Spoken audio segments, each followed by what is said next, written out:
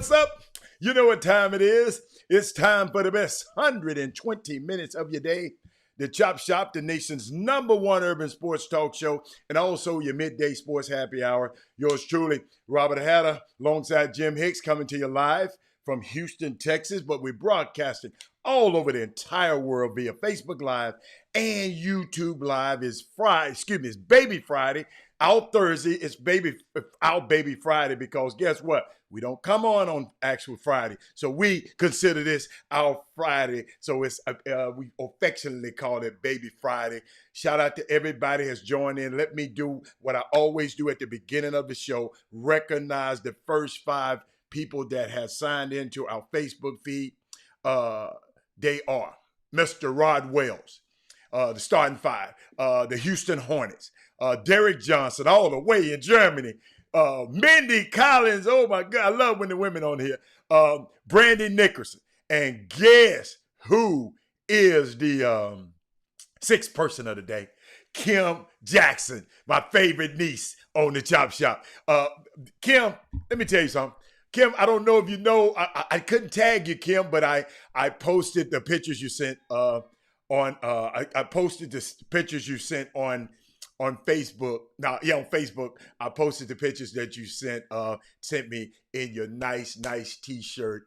You look good in your pink. What's up? And everybody else, what's up? I know the election is still pending, and I know it's some anxiety out there, y'all. And we're gonna talk a little bit about that. But I have to take, maybe I'll wait. I got some little news that I'll wait a little bit. I'm waiting on Jimmy to sign in, but I always have a couple of things just like we did yesterday. But just like we did yesterday. You know what? I went back and listened to the show yesterday, and several people called me about. Y'all got to understand, man. Some of this stuff, it comes from my heart. And a lot of this stuff does, and after the show is over with, I'm always working on the next show. So they just said, man, that was interesting. I learned something today. And let me tell you something. Some of y'all know it all. Y'all ain't gonna get it. Some of y'all just know so much. Some of this stuff that is just over y'all head. Y'all got to wait till we get to the graduated stuff. But some people, Some people don't have this information, and I'm thinking about it, and I'm trying to work it out. We got new guests coming up, man. I got a sports psychologist, a woman that's gonna come on Women Rock Wins, a sports psychologist, renowned sports psychologist that used to be an athlete. But what's so unique is, we got so much. I'm gonna start just spending 30 minutes maybe a day, or 30 minutes. We got to start getting our people civically engaged and in mind, just little bits at a time, so you don't think nobody trying, just a little bit of the time. And I got this from somebody. Somebody called me and said, Robert, just a lot of people don't know. My barber, thank God he said he can't wait for me to come get my haircut. So he said, what else you got to give me? So, and I don't have all the answers, y'all. I study, the Bible says, study yourself so you'll be approved. I'm just always studying and just trying to figure out ways. Y'all, we got a powerful group of people that's on here. Tiffany Sanders, Marcus Ketchens, Dr. Newsom. We got y'all don't understand. I understand the resources that we have. Robert Risen, Rod Wells. We got a vast array of talented people that's on this Chop Shop feed.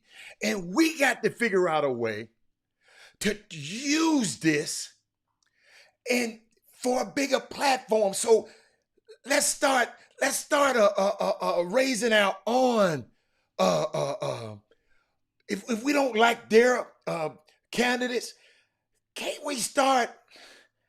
Is it all right to start raising our own things I'm excited about today, y'all? I'm excited about this young guy. Y'all look these guys up. Jamal Bowman in New York. If you don't know him, you need to look him up. Young guy. We got some new young people that's coming into politics. They not playing no games with these old decrepit ass people. I'm just telling you. You know, you got Jamal, bro, this guy named Chevron Jones in Florida. Y'all look these people, Chevron, SHEVRIN, Jones in Florida. Look these kids up, man. We got to have one of these.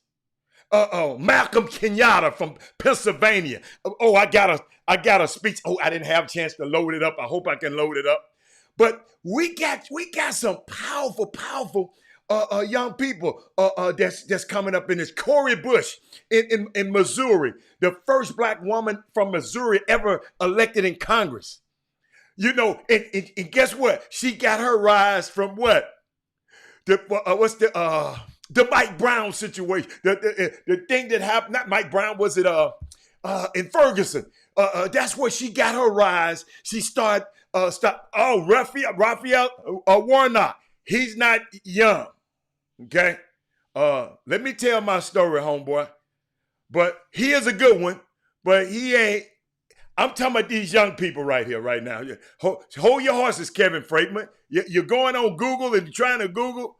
Okay, Kevin Freitman, do me a favor. Without Googling, give the people some information on Reverend Warnock. Since you want to put it out there, give the people some information on it. Give some people a short synopsis on Reverend Warnock. Since he went there, Reverend Warnock, that's the guy that's running against Kelly Loeffler. And he's in a runoff with her in Atlanta. Okay, you remember Atlanta, that Kelly Loeffler is one of the part owners of the Atlanta Dreams. And all of her players went against her trying to get her out. This guy is in a lock with this Republican. They're going to have a runoff in January. I think did they say January? Sometime, I don't know. Maybe in December. I don't know. I'm not sure. But we have got to support this runoff. We got to get her out of there. That's another senator that we need. Remember I told you there ain't but 100 of them? That's one that we can get. We got to get Kelly Loeffler ass out of there because you know which way she voted for the confirmation. So it's just, I can finish my story now. But there is just a new generation of young leaders that ain't taking this crap, man. They are passing some real serious progressive laws. And that's what I want. That's why I want us to get a little bit more civic. Where is the Houston, Texas version of these people? These people are given, oh my God, man. Okay, I'm just going to ignore certain people today. These people are going against the design. They're going against the grain, the foundation of how this country was built. Y'all got to realize this is going to be tough, but this thing wasn't designed to work for us. Let's get that straight. When people start putting comments on the Facebook feed, understand this thing is not designed for us. Let's come up with some solutions instead of always worried about what black politicians don't do. What's your solution? What's your solution? So, you know, it just pains me when somebody talking about somebody else. Oh, Malcolm X warned us against that, though.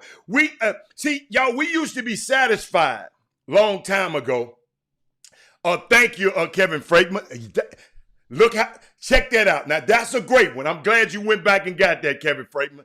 He is also the pastor of the Ebenezer Baptist Church. Please tell me everybody know what Ebenezer Baptist Church in Atlanta, that's the former place of Martin Luther King. Okay? All right? We got that. Thank you, Kevin Freitman. Thank you. It's in January. Thank you. What's up, Keith Liggins? I talked about your son the other day, man. He balling up there in Dallas.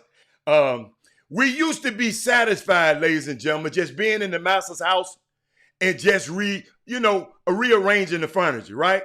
Now we trying to kick down the door and cut the foundation a little bit. And we got to give these these old heads, they ain't been doing their job. We need this young girl, they call her AOC because she got a long name up in New York.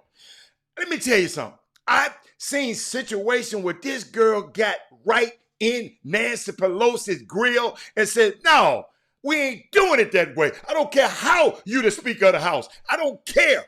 These the kind of, Ayanna Presley is another one. Ayanna Presley, look her up. She Wait a minute. What y'all say? What's y'all favorite stuff? She about that life. Well, let me tell you something, Rick Timms. Money change everybody. So before the money change them, let's use them before the money changes them then. Okay? Money change, you're right. And money probably changed you. Money probably changed everybody. You know, you follow me? Some neighborhoods I don't live in anymore because I'm blessed enough to not be there anymore. So yes, money sometimes will change you, sir. Robert, have you ever given us the name Leandra Kruger on Women Rock Wednesday? No, I haven't, Derek. I have not. Leandra Kruger, but you guess what, Derek? Derek, you got to send that to the email, and I'm going to look her up. But these aren't flock. It's a flock of, what I'm trying to get y'all to understand, there's a flock of new people that's coming in that understand the importance of abolishing the electoral college. Y'all got to realize, y'all just talk about this electoral college. It's in the Constitution. Go back and look in the Constitution. I'm gonna find the exact article. I don't want to give you the wrong one. The but guess what? These new people gonna understand the importance of a minimum wage. Mitch McConnell and them, listen to him. After all I've been talking about all these months about Mitch McConnell, and I hope somebody else been talking about it, y'all still, excuse me, not y'all, they still reelected him and Lindsey Graham. So I'm just telling, but these new people gonna understand the importance of a higher minimum wage, man. They understand the importance of check this out, real, true criminal justice reform and racial justice. So there, see what I've learned about this Biden and Kamala, this Kamala train. Just watching it and just watch it. When Trump, because y'all got to realize, it bothered me yesterday. Somebody had the nerve to say, well, Robert, why are you getting hot and bothered about we winning the election? Somebody got on here yesterday. Why are you getting up and we ain't won no damn election. Y'all remember who said that other day? Because I was really concerned about how can 18% of guys that look like me vote for this dude. And I've been called, listen to me. Either they lying to me, I've been calling every friend that I think, associate that I think, black associate that I think might have thought that way. I've been calling them. No, man, I ain't vote for him. Maybe they won't tell me. You know what I'm saying? I said, yes, all right. I just want dialogue. I just want to know why. But then I went back. Hold up, y'all. I talked about the men yesterday. Hey, black women. Some of y'all girls turn coattail on y'all. There's a higher number of black women this year than in 2016 voted for him. Okay? Hispanics, we don't know what they're gonna do. You know that's not the reason I was concerned about the black brothers, because I'm a black brother. I don't know how they think, right? Then the LGBTQ2 that community, they had an upswing. So I was just thinking, man. And by the way, let me tell you, shy Trump supporter. By the way, that was a good. Boy, I like that, Daryl. The black males are shy Trump supporters. Oh, Daryl, take that off. Daryl, take that off the feed. I don't even want Daryl. This is a blessed feed. I don't want that on there, man. But Daryl, you made me lose my train of thought, man. You know so much going on in his head. But Daryl, I'm sitting there watching, and I'm just wondering why. And then somebody told me, hold on. Somebody said, black men identify. This a sociologist told me this for y'all. Y'all know I went and got some information for y'all. I couldn't get enough because they were talking to me this morning. I don't like to talk before the show. He used a word. I'm trying to say it right. He said, a lot of black men is trying to identify with Trump's hegemonial masculinity. Hegemonical, hegemonial masculinity. In other words, man, I do whatever I want to do. Man, I run this. I'm the man. I can grab him on the. I'm a rock star. I can grab him on the P. Ain't nothing gonna happen to me. You gotta understand, Tammy. Hegemony. You got look up hegemony first. Hegemony. And then look up masculinity. Then put them together. Then you understand what I'm saying. I ain't got time to give y'all no damn lesson right now. Y'all got to get your own lesson, Tammy. I'm trying to get some. If Jimmy was here, I could go help you a little bit. But hold on. This is what they saying now. This is what the sociologist told me, Doc. This ain't Robert Haller's word. He said, Robert, they want to identify with somebody who's. See, you got to understand, a lot of these upperly mobile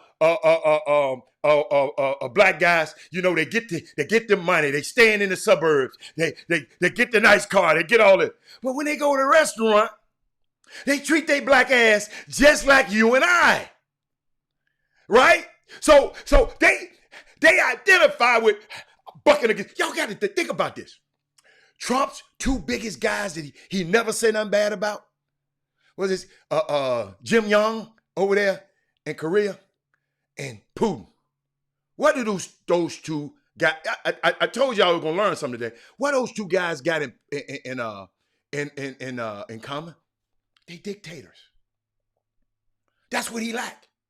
So you gotta understand, we got a lot of guys that just want to identify with that, man. I mean, it's just a sociologist. Listen to me, y'all. The sociologist saying that's what he's saying. He said, and black men is no different, especially if they've achieved enough wealth and they got enough this and enough this. Hey, man, I like the way Trump tell these people what to do, but they forgetting about.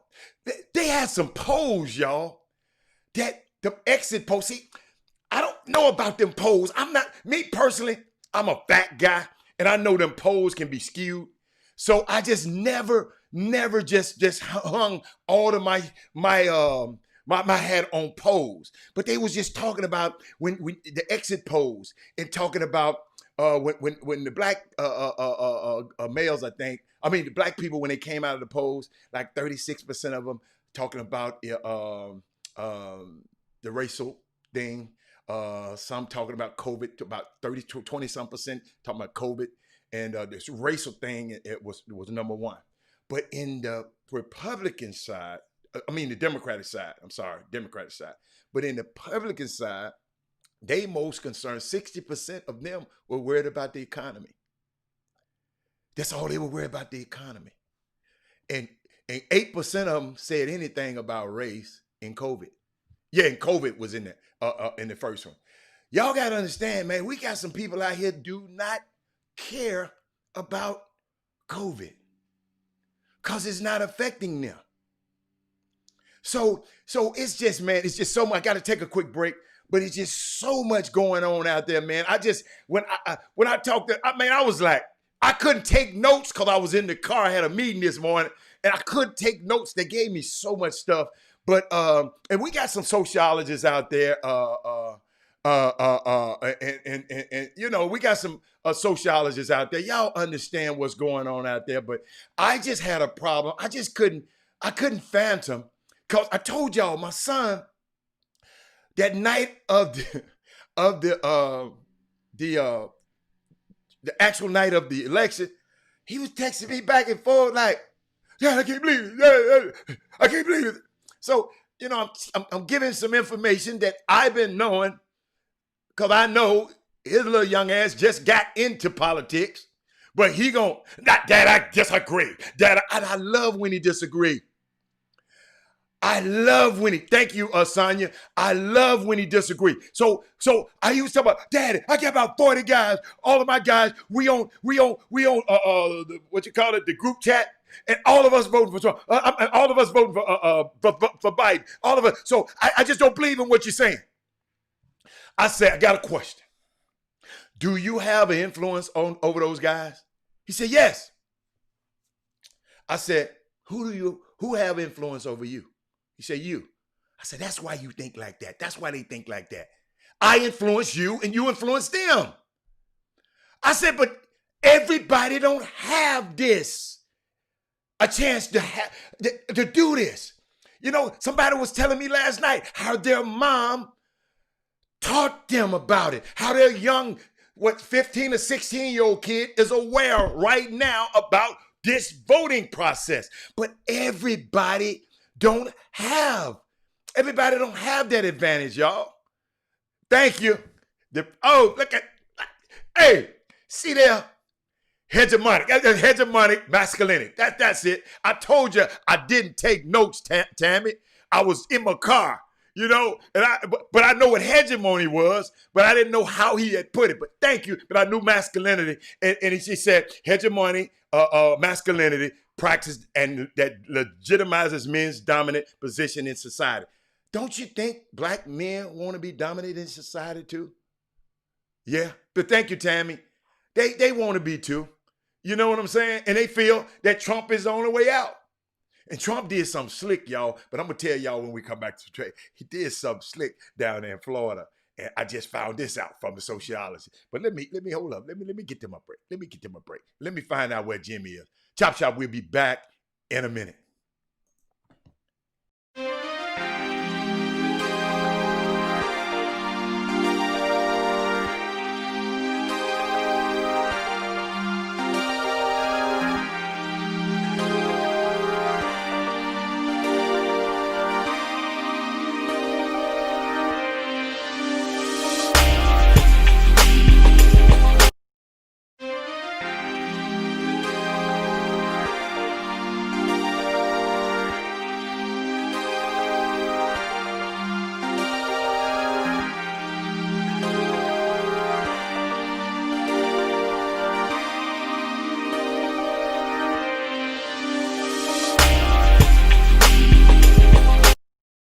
My name is Laura Jane Jones, and I am so Dylan Gaines, Michael Jackson, and Quincy Jones. Yes, he was the MD for those two. Honoring Dolly Parton at the Music Cares event. And at that event, I had the opportunity to sing behind Little Big Town, Miley Cyrus, and Katy Perry, and even Mavis Staples, just to name a few. I'm very, very grateful for my experience. My training and experience is not limited to just pop music. My first gig in life was singing in an opera company when I was 10. I'm classically trained. I also studied musical theater at the Boston Conservatory of Music and then went on to graduate from the University of the Arts, where I got a degree in theater and music. So I've sung Broadway, I've sung opera, I know arias. I've obviously sung lots of pop music in all genres as well as in different languages. I love what I do. Truly, truly do. So that leads me to my next part of this. How did I get into vocal coaching? Well, I love helping people. I love mentoring people and helping them find their voice and be the authentic selves that they are. So it kind of sought me out. People started coming to me 5-6 years ago. Can you help me with this? Will you listen to my song? Will you look at this contract? Or what do you think? So that just kind of led into me vocal coaching. I absolutely love it. I have been vocal coaching online for years. I have students all over the world. Vocal coaching online is nothing new to me, and it's very, very effective. It can be done. I have vocal coached age 6 on up to 50 years old. So depending on what you or your son or daughter need, I would create a curriculum for you based on your needs. How do I know that? We would have to do a session or two and see if everything's jiving. The 3 main things that I work on in my vocal coaching is anatomy, breathing, technique, finding good pitch, good intonation, and then style. Then I also incorporate some movement. We will do some movement exercises as well. And I always try to encourage a mental focus as well as emotional connection. That's the difference between a good artist and a great artist. Can you move people? So depending on where you're at or your son or daughter, we can completely craft it to your needs. I am so excited to be a part of Future Stars of Houston, and I cannot wait to meet you. Bye. Welcome back to the best 120 minutes of your day. I got something for y'all. Hold on, let me click this button. And guess who is in the building? There he is. There he is. What's up, Jimmy? Jimmy's in the building. I hope I can hear him. We didn't do a test today. Come up just a little bit in the screen, Jimmy. And we'll be the opposite way. Let me get you cued in there. And it's Baby Friday. I know you got a lot of announcements. I got an announcement probably about 1 o'clock too. But I know we got a lot of announcements today. What's going on? Because I did want to share some, Jimmy. I was telling them about. They was wondering about the Florida vote and the Latino. The Latino vote in Florida and why a lot of them was voting for Trump. What happened? They told me. Trump has had about, I think, 100 and some visits to Florida because he got a place in Mar-a-Lago, Florida. So what he was doing, he was going down there, they said, for the last preaching socialism. And a lot of these guys come from Cuba and come from places that socialism was in play, that didn't want to go back there.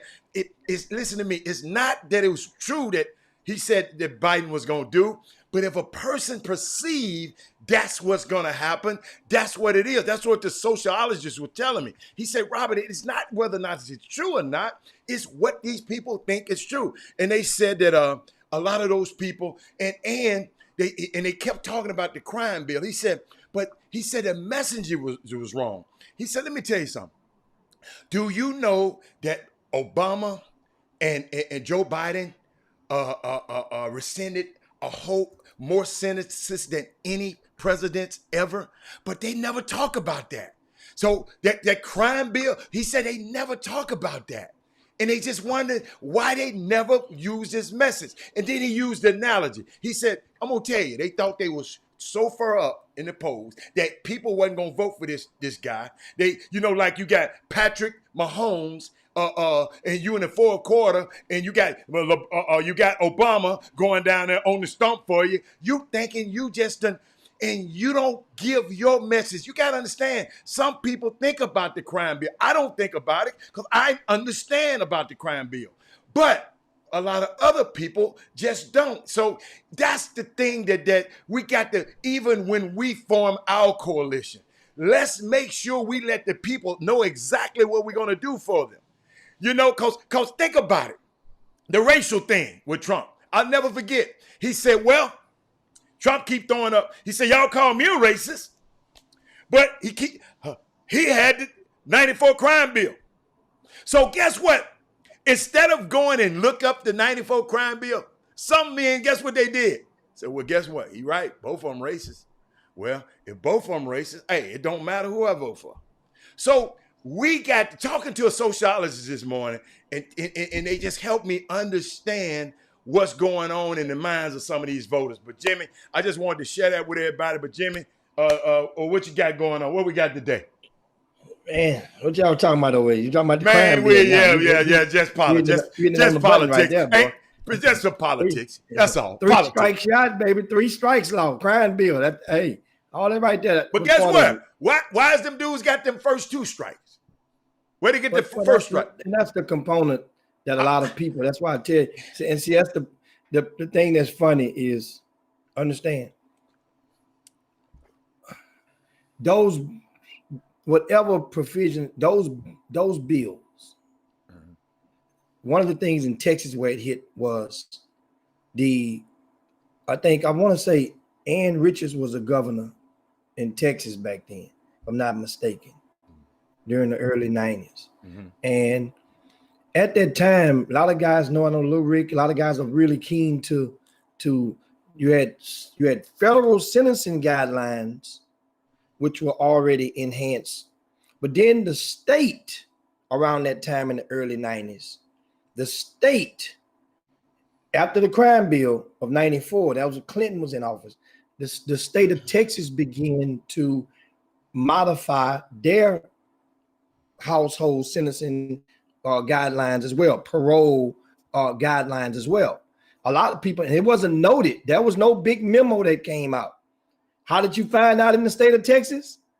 When your ass went up for parole, or when you got your paperwork, and when you noted that you wasn't going to come up for parole, and you wasn't no longer doing 1 month to a year. That's how it used to be, Hatter. Whatever your sentence in Texas, you was back in Memphis, Tennessee back then. Whatever you got sentenced in Texas back in the days, you basically served in the Texas Department of Corrections. You basically served about a month. Oh, 94, I was up here, Jimmy. My son was back born in up the here. days before then. Oh, back okay, in the days. Okay, all right. Okay. You served basically it was like a month to 3 months per year. You guys can help me out on that. Let me look and see. Jimmy, I don't know. I don't care. I wasn't trying to go and serve no time. No, but understand something. I'm going to tell you something. And one thing I can say for a good portion of my people, back in those days, a lot of guys, whatever crime they did, they knew what they was facing. A lot of people I know from my block, my area, that did certain crimes. So that means you did this, Jimmy, man. I go sit down. Jimmy, stop. I go sit down and do. Jimmy, can you help me with something? They knew they was gonna go to jail, but they still did whatever the hell they wanted. No, you know they're gonna go to jail. They were saying at some point the risk becomes worth the reward, and it's for some people back in those days when you did 1 month to a year in TDC for non-aggravated crimes. That means a crime where you did not possess the firearm, or it did not commit bodily harm, injury on somebody, an aggravated felony. You did 1 month to a year. Well, in those days, there were guys that would say, well, hell, if I go and do this, then if I get 10 years, I'll be back home in a year. That's worth it for do this crime. I'm just telling you from the other side. There are people that think like that. That's why some people and understand. I'm listening, baby, but I just still I keep going. I'm just listening. And then and understand. And then there were some people that they did certain crimes, and you were like, well, man, if you're gonna do all this, you might well went into a bank. You see? I got you. Because you get less time with no pistol in the bank than some of the stuff you're doing for getting less money. I got you. I'm with that. But then, and once again, right up under the nose, unbeknown to the people that were inside, people did not know that it went from 1 month to a year to basically you doing half of your time in the state. Whatever you got sentenced, you basically doing half. But Jimmy, aren't these criminals we talking about? Well, I mean, I'm for real. No, I'm for real. What is the general public supposed to do? You remember I told you, if you're going to blame somebody, my mama was a part of it. I think when Bill Clinton was the president then, wasn't he? Yeah. So I remember my mama. You remember the guy I was telling you about, Harold Ford, that I worked on his first campaign? My mama whined to him all the time. My whole area. She said, we ain't having no crack houses in this area. Them old women got up and down and started praying up and down them blocks and all that. They was saying, man, we got to lock these damn folks up. These dudes crazy. So if Harold Ford goes to Washington and display that or relay that to Washington, and Biden is over it, but we blame Biden. We should have blamed Harold Ford. I told you we should have blamed your homeboy, John Lewis, Clyburn. All of those guys were there. But my thing is, Joe Biden, when they talked about the crime bill, I just thought he should have been more plain about, look here, man. Yes, I did that. Okay. But I let more of them same guys out of jail when I was able to under Obama. I bet a lot of people didn't know that until today. Because that's a message that they don't relay. I don't know what's wrong with the Democratic Party. And Rick, and this is what I understand. Maybe they just take you right. They might just take us for granted that we know, but we don't know. I can understand why another guy would go, a black guy would go. Listen to me. I'm not mad at the guys that's voting for Trump. I'm not mad at them. I just want to know why. So that's all, Jim. I just wanted to add that. Thank you for that, Jim, because you so eloquent let me know these people were criminals. And I think criminals should be behind bars instead of breaking in my house. You know, or robbing my girl at the store because she in a nice car. So maybe I'm a part of it too. I don't know. Maybe I'm a part of it too. Well, understand. Some people being misled to believe that the crime bill of '94 ignited people going to jail. It put people in jail. Let's be real. Okay. Look, the numbers. Understand, there was a boom at the back end in the midst of the crack epidemic. Okay. There was a spike. But the spike that at that point was the increase in the time for which the average inmate served in jail. So that means it created a backlog. Black men had been a target of a mass incarceration. Okay. If you go back to the civil rights movement, black men were targets of incarceration. Thank you, Jim. It started way back then. Keep preaching.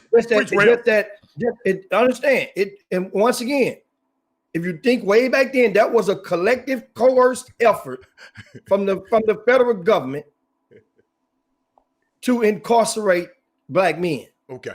Now, it just so happened that a lot of people that grew up in a certain sector and around, everybody didn't grow up around the crack epidemic. It didn't affect everybody that's black. It affected us. But it affected indirectly many black families because of a relative, a neighbor, you see, a church member, right, a school classmate, you see. So it affected indirectly. And the thing is, no, guys, we got to understand. Bottom line, we could have been smarter. Yes, was it wrong as hell? Even going back to the 101, that means you get arrested for 1 gram, I get arrested for 100 grams, and we both are eligible for the same sentence. Was that messed up? Yes, because it was an evil intent behind that law being placed on the books. Okay. And we know the evil intent of that law being placed on the books. Oh, yeah. I agree with that one. Yeah, I agree with that. that. As opposed to now, if you fast forward to the opium epidemic of recent years, you see those victims, they have pushed measures to get them help, counseling, substance abuse help, assistance. Could have done the same thing for our people that was on them pipes. Yeah. But we understand it. We understand it now. But at the same time, if that rages you, then keep that fire lit and wisen up. And then share your education with the next person. That's right. Now, at the same time, you can't blame no one person for all that. On the black side of the fence. Yeah, okay. But Coach, they did. Because guess what? You can't, I mean, I can understand like some people, you know, they'll go and they want to blame, people in California would blame Kamala. Yes. I don't blame Kamala by blaming Big Pookie. Big Pookie was selling the pistols. Yeah. Them hot ass guns. Yeah. Big Pookie was he had the block sold up. But you want to blame E40. E40 don't get no blame. He's a hero. But if you go and look at her record, she did a lot of stuff to get people back on track. She had a whole program called the Back on Track, something like that. She did a lot of great things. And they want to talk about she slept her way through politics. I mean, guess what? One thing about it, man, if there's blame to go around, but if you want to, there's no way that you can affix one black person and make them the culprit of any region of why of when you're talking about the crime, right? The crime boom, the incarceration boom. Put it like that. Gotcha. Because people have been doing crimes. Crimes ain't never stop. Crimes ain't never slow down. No. It's got a boom of incarcerations. and you know, I mean, and then guess what? It's amazing how we are so prone to give black folk I'm talking to. Okay. We're so quickly to give another black person a life sentence. But then a white person does the same thing in your thought against you, they get misdemeanor. They'll get time served. We get life sentence amongst each other. They get time served. And guess what? I'm thinking about the figurehead. It's not personal with her, with me. It's about a black person possibly being in the White House again. Even as VP. Jimmy, still she carries the stick. I talked to the sociologist today. They was telling me some men don't want to vote for Joe Biden because he got Kamala Harris, because they so misogynistic, they don't want a woman nowhere clear the seat of power. See, I don't know how people think. I mean, just the social, man, I'm sitting there saying, man, it ain't no guys. Hey guys, if some of y'all think like that, email me and let me know. You don't have to say it on the face. I just want to know what makes you think that a woman can't do the job. What my man said, somebody said something. Hey, if somebody break in my house and my wife is the better shot, she get the gun, Jimmy. I'm not going to sit up here. I might miss the dude. And she's a dead marksman. I'm the man. I should have the pistol. I should have the gun. If the woman is good at something, let her be good at great at whatever she want to be. So that's what I saw, Jimmy. The guy was talking about a little of that too. I'm thinking like right now, the election on Tuesday. Remember, I said it. A lot of people I think that a lot of people were they were reluctant to allow themselves to be educated on a lot of other things that were on the ballot besides the president and even the senator or the House of Representatives. Mm-hmm. There were 3 different states on Tuesday were earned the voting rights to start legalize gambling in their states. And also another state or 2 picked up the votes to, if I'm not mistaken, to legalize weed. Yeah. Well, yeah. Remember when they legalized it first in Colorado? That was when I think the first state was Colorado and California. And Oregon. I think Oregon too, Jim. Oregon was one of the first. Remember when it first went down? Remember what a lot of people did? A lot of athletes and entertainers because we look at them and pay attention to them. Remember a lot of those people went and opened those dispensaries. Those dispensaries. Yeah. They went and invested. Sean Kemp got the first one in Seattle, Jimmy. Okay, so that same thought. And what do? We applaud Sean Kemp. Smart. He's not the only one. There's a bunch of guys that have invested. I keep forgetting his name. That's why he wasn't good enough. I keep forgetting. But keep going, Jim. Didn't Peyton Manning invest in them as well? I don't know. So my thing is, that means why couldn't back then, during '94, when the crime bill was passed? Remember one of the things that happened in Texas. In Texas, there was a boom for building private penitentiaries, private jails. You own your land, you build in the rural area, You met the criteria. You built the penitentiary. Al Harrington. That's it. Thank you. Chuck McGowan. I'm sorry, Jimmy. You know I'm crazy. State jail. Al Harrington. Mike Tyson is in. Yeah. That's what Mike Tyson making his bread right now as well. You understand? So why blacks could have been just like they're on the front end, on the front line of the weed legalization. It could have been on the front line of that. Yeah. And if more blacks would have been on the front line of building those jails, on no land they building those jails, guess what would have happened? They would have changed the rules. Once we begin to capitalize on a lot of stuff they changed that's rules. Not designed for us to capitalize on, Yeah. then the rules will change. Jimmy, you didn't hear the beginning of the show, right?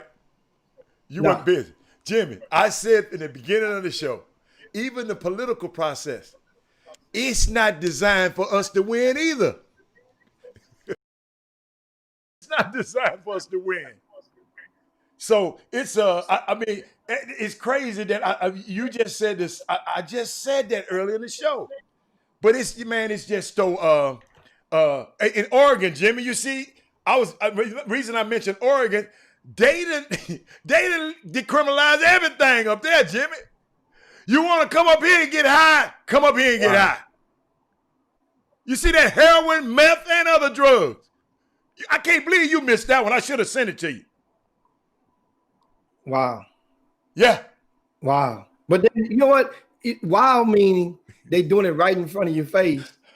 That's not the wow meaning I'm surprised. So that's a different type of wow. Jimmy, everybody. And true that just Joshua Thomas. True that. What he said? The crime bill was indeed a federal bill.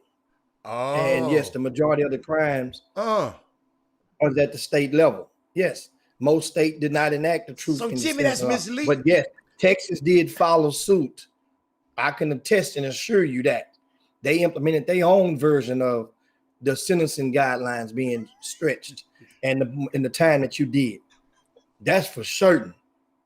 Hey, for man, heard something else, man. Anyway, it's good because the reason that this type of conversation is therapeutic, because that way it enables people to help educate each other. It'll prompt and motivate others to go and dig deeper and find out the truths for which concerns them. And then we push forward. And don't forget, coming up at the top of the hour, we're going to be joined, of course, Adam Coleman is going to come and give us an update on the high school sports scene. A lot of stuff that have taken place over the past week and will this weekend in regarding to sports. And then we got a surprise visit at the bottom half of the hour. We're joined by event operator Glenn Smith, who operates the Thanksgiving Hoop Fest in Dallas, and which set a state record for the most fans to ever attend a regular season basketball game on Texas soil. So he was going to join us and take us through, talk a little hoops with us at the half past the hour. Meanwhile, when it's time for another break real quick, isn't it? Yeah, we can take one. Let's take one. Let me get something in here. Let me talk about the concierge service schedule. Concierge. Man, schedule. Absolutely. Yeah, absolutely. The concierge service. Well, I can't wait to tell you about them. Let's run that right now. All right, okay. This is some good.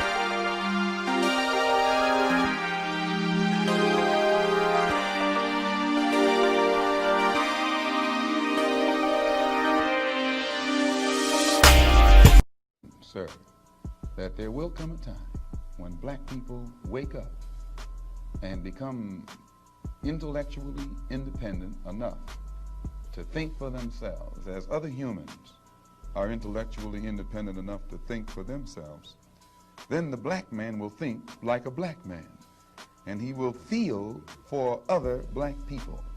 And this new thinking and feeling will cause black people to stick together.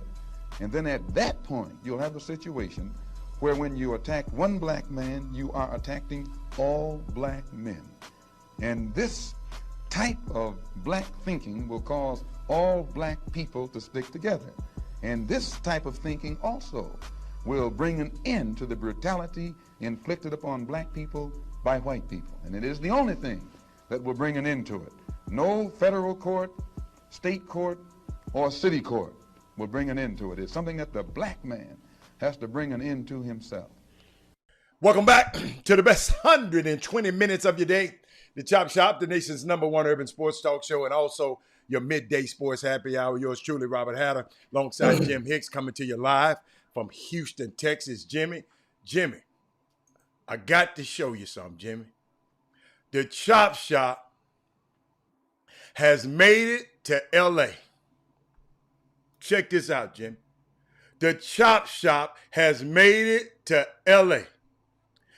Shit, we made it New York too now. We at New York the other day. That's what I told y'all. That's my daughter right there, everybody. She said it made it. She done put her little outfit. She said, Chop Shop LA. She just sent it to me in a thing saying it's the made it to Chop. Let me tell you something, boy. Hey, we in New York. Hold up. Germany. LA. Hey, wild guy from Japan at Jimmy. And Jimmy, speaking of Chop Shop, Jimmy, guess what? They sent me a text this morning saying the hoodies are available for order. So go back to the same website. I'll post it today.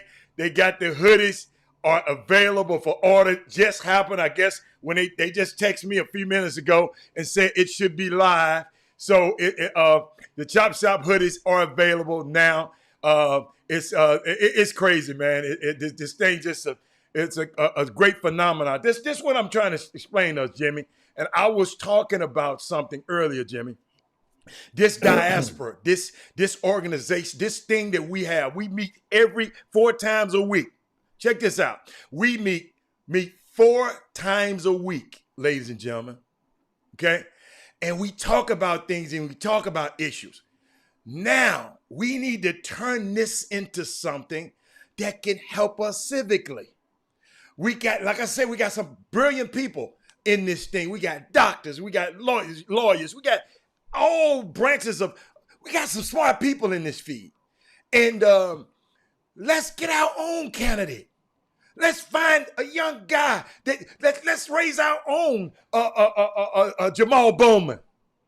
So that's the kind of stuff, y'all, I think with the power of this Chop Shop. You see what Malcolm said a minute ago? See, I need to play that again because I think that went over a whole lot of people's head. But I'm going to play that one again. We got to play that one again. If we ever understand the collective power that we have, the collective power, when we ever, boy, we're going to be something to reckon with. So what else you got, Jimmy? I know Adam's coming up shortly. What else you got? I want to get for you guys that are watching out there, expect I want to give a message right at this time. John Lucas was scheduled to join us on the Chop Shop today.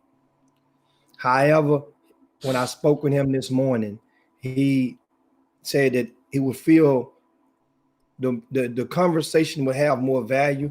He's scheduled to sign his new contract with the Houston Rockets on Friday. And he would prefer to come on after signing the contract. So he's moved the date. He will join us on Tuesday. That's November the 9th. November the 10th. Tuesday, John Lucas, 1 p.m. Central Time. So that's the thing. We moved him from the day. He wants to, that way he won't let his ink dry on his contract. and he would be able to have a conversation with you guys as locked and loaded in his new deal as an assist, his new role or his same role, new contract with the Houston Rockets. So we will have Adam Coleman at the top of the hour, Glenn Smith at the bottom half of the hour, and those are going to be two good convos. Meanwhile, ESPN has announced more layoffs. They're going to lay off 300 employees, plus they had 200 unfilled positions will remain unfilled. So that's almost like laying off 500 people. And that's ESPN. And once again, guys, right now, if you're raising young teenagers, young kids, if you're paying attention and really and truly, why would you have the opportunity to understand the landscape of media is changing. Newspapers have already across the whole country have experienced massive layoffs at the print newspapers. You know why? Because Hatters already explained to you. How many of you guys right now have one of these in your driveway? And how many of you had one of these in your driveway this morning? Not me. And I mean, seriously, if you had one of these, a paper copy in your driveway that's delivered every morning, I'm just curious to know how many. Let us know in the boom boom room if you do, because a lot of people don't take the paper anymore. That means a lot of people that used to be in the paper, used to work in those different departments, they have been laid off. And that's how it trickled down here. A lot of people that worked at television stations have been laid off. Jimmy, because they realize they can stream people in and stream guests in. They don't have to bring guests. So I don't need nobody greeting them at the door. I don't need nobody to the limos to pick them up. I don't need nobody. Jimmy, this industry has changed. I talk to people in television all the time. Yeah. And they telling me, I'm sorry, it's changing. Even for my daughter. You know, she got master's degrees and everything. She went to LA, but she wanted to have her on Glam Squad, a makeup thing. It was booming. And guess what happened? COVID pandemic, the movie theater shut down. The movies shut down. The soap opera shut down. All these other stuff shut down. She said, Dad, it's different because of COVID. You know, just she blessed enough to, be able to withstand it. But yes, it's Jimmy, that's a great analogy. But Jimmy, I wouldn't tell them not to get in journalism. I would just tell them to be able to. Okay. Be cautious as far as the opportunities. You better go and understand. The opportunities are shrinking in that sector. They're growing in the person that does the graphics. If you're watching television and you're watching the news or Sports Center and you see those graphics that comes up, you see those when they toss them to break, and you see those different when the name come up on the screen, those opportunities. It didn't go, Jimmy. I was finna play with you, but I didn't have you locked in. Yeah, or better, right, or more grand. And I was watching. Matter of fact, if you think I'm joking, what Adam just said, in Houston at the local Fox 26 station, Isaiah Carey has been doing his show from home for most part of the pandemic. And you know what that does? That saves the bottom line because he doesn't need a cameraman every night. 2 cameramen, 3 cameramen, people that has to get paid when he does his show. He doesn't need the producer still can work from the station when he emails his stuff in. He does all this stuff. His interviews are now Zoom calls. Understand, people are cutting back. Just pay attention to that when you're picking different sectors for which to engage or for more students into. Another thing that happened in the news, the University of Texas, a win for, if you're following the student athletes there, the band it has been announced that they will not play Eyes of Texas. that song "Eyes of Texas" during the home game, during the rest of their home games. So they will no longer play. That's this season. We just take one step at a time. Mm-hmm. Remember, they've already agreed to rename the football stadium Okay. at University of Texas on the campus. They've already agreed to erect a statue of depicting the first ever black scholarship football player at University of Texas. They already agreed to enact some diversity programs and around campus. University of Texas, you get thumbs up for me. I get tip of my lid for you guys because you're definitely ahead of the curve right now when it comes to, especially on campus lifestyle and diversity and stuff, as opposed to your arch rival, Texas A&M. They're definitely behind right now, University of Texas. So we got that, Adam. It is almost that time. Yeah, Adam's here, Jimmy. You see him? For getting to well, right on cue. Yeah, Adam's here. We have some high school news to introduce us to today. We have Adam Coleman from the Houston Chronicle. Speaking of the print media, Adam Coleman, the Houston Chronicle. Adam, don't worry, boss. I get the hard copy. I get it delivered. I like for that person to ride down the street and slang my old paper over the fence every morning. Hit that concrete, hit that slab. Ha! In that plastic. Hey, Adam, back in the days, what's up? Mom What's up? take them. You know, back in the old days, the plastic that Come up a little bit, Adam. used to get delivered in, those were doubled down as the key things to keep stuff in the refrigerator in. Yeah, I used to get the paper all the time, Jimmy. No, the plastic that the paper came in. Oh. Mom used to double that down. You take that plastic off, you put the lunch meat in there. You take the plastic off, you put the cheese in there, and wrap it up, put it in the freezer. I used to travel so much, right? And they used to pile up, and people knew I was gone. That's when I stopped taking them. You got to I call used to be gone for weeks. Yeah, you got to call. All you do is call them and tell them to stop delivering on a certain day. Hey, Jimmy. Hey, Adam, thank y'all for your nice stuff you put online. I read your articles on each one of my devices. Hey, I appreciate it, man. We need that. Hey, real quick. I heard y'all talking about University of Texas and the Eyes of Texas. Uh-huh. That's major news, man. We can't pretend that these recruits don't get it. They get it. They're watching, they're listening. All that stuff matters, man. I was just talking to students last week, and you got to give today's generation a lot of credit. They're a lot more aware, and these recruits understand their power. They understand the power that's in their hands and the power that's in their brands. So that's major. Big ups to the University of Texas for doing that, but you got to give even more credit to the kids and the students and the recruits for pushing for that change. So that's major. They definitely push for it. Is any efforts around town, any other colleges that have such push and such efforts that need to be magnified or acknowledged that you know of?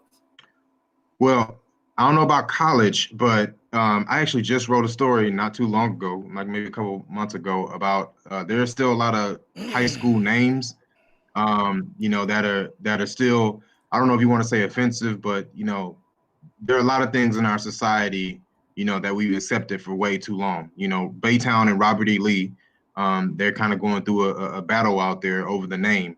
Midland Lee has changed its name. Tyler Lee has changed its name. And now the focus is on Baytown Lee, and a lot of people out there don't want to change the name, named after Robert E. Lee. So there's a lot of that in high school, on the high school scene, where you got teams, named after rebels. What is it? Is it Evadale out in the Beaumont area? Still a lot of Confederate imagery right on campus, right when you walk into the high school. There's a lot of that still in high school, especially in Texas high school sports. And there's a lot of towns resistant to it. What is it? Is it Robstown? Yeah, Robstown. Their mascot is the Cotton Pickers, and that came out. A lot of people forgot about that. And that came out a couple months ago, during football season. So a lot of that stuff is still very prevalent. You saw that, yeah. So a lot of people didn't know that, and that's kind of been It's just west of Corpus That's Christi. been It's a their small school. I mascot think for it's that's been the mascot for a long time. forever. And a lot of it, what the people say out there is it's a tie into the local, migrant workers. It's a heavy Latino town, but you look at it now, it's like cotton pickers. You're thinking it like, come on, man, we gotta be better. So again, there's a lot of things in our society that we gotta re-examine and re-question. And I think you see it in high school sports more than you see it in college, man. Just when you talk about mascot names, traditions, and the names of a lot of high schools. So that's still out there a lot, and there's a lot of battle going on against that for sure. Man, so Cotton pick. Hold up, Adam. Adam, I apologize. That's Cotton real. I pickers. know. Yeah, I know, man. I know it's ridiculous, and I hate to laugh because it's so ridiculous. It's like, come on, fam, but like, it's real. That's real, and a lot of people don't know that. I think it's a 2A school.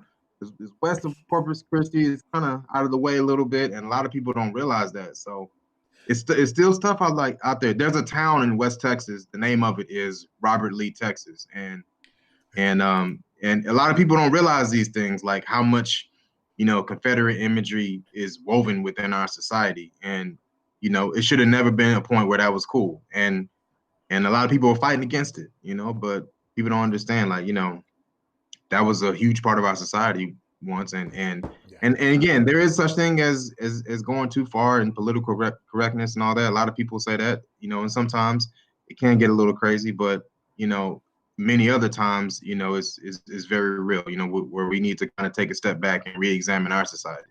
So, like with cotton pickers. So that's one. Yeah, we should start there. Yeah. be out of your cotton picking mind. So, what's going on around the high school football sector this weekend? What are the games to see? Man, it starts tonight. Katy versus Tompkins, 19-6A. This is for the district title. A lot of people been waiting on this. Yeah, a lot of people been waiting on this game since last year. It was originally supposed to take place, I think, like 2 weeks ago, and then COVID kind of pushed it off until November 27th, but then it got moved up to today. So, I mean, huge game. I think Katie's district win streak is up to like 68 or something like that. It's up there. And then, the last 2 years, you feel like Tompkins has been, if the team was going to take him down, it was going to be Tompkins. So, and Tompkins is absolutely capable, but, Katy is Katy. So it's a big time game. Both state ranked. I think both might be nationally ranked. I have to check on that with Tompkins, but big time players all over the field. A tremendous test for Katy, great test for Tompkins, and this is a game everybody wants to see. For sure, everybody been had this circled on their calendar for a couple months now. So can Tompkins win this game? They lost last year 35-30, close nail biter. Can they win this weekend? I think Tonight. They can. I'm sorry.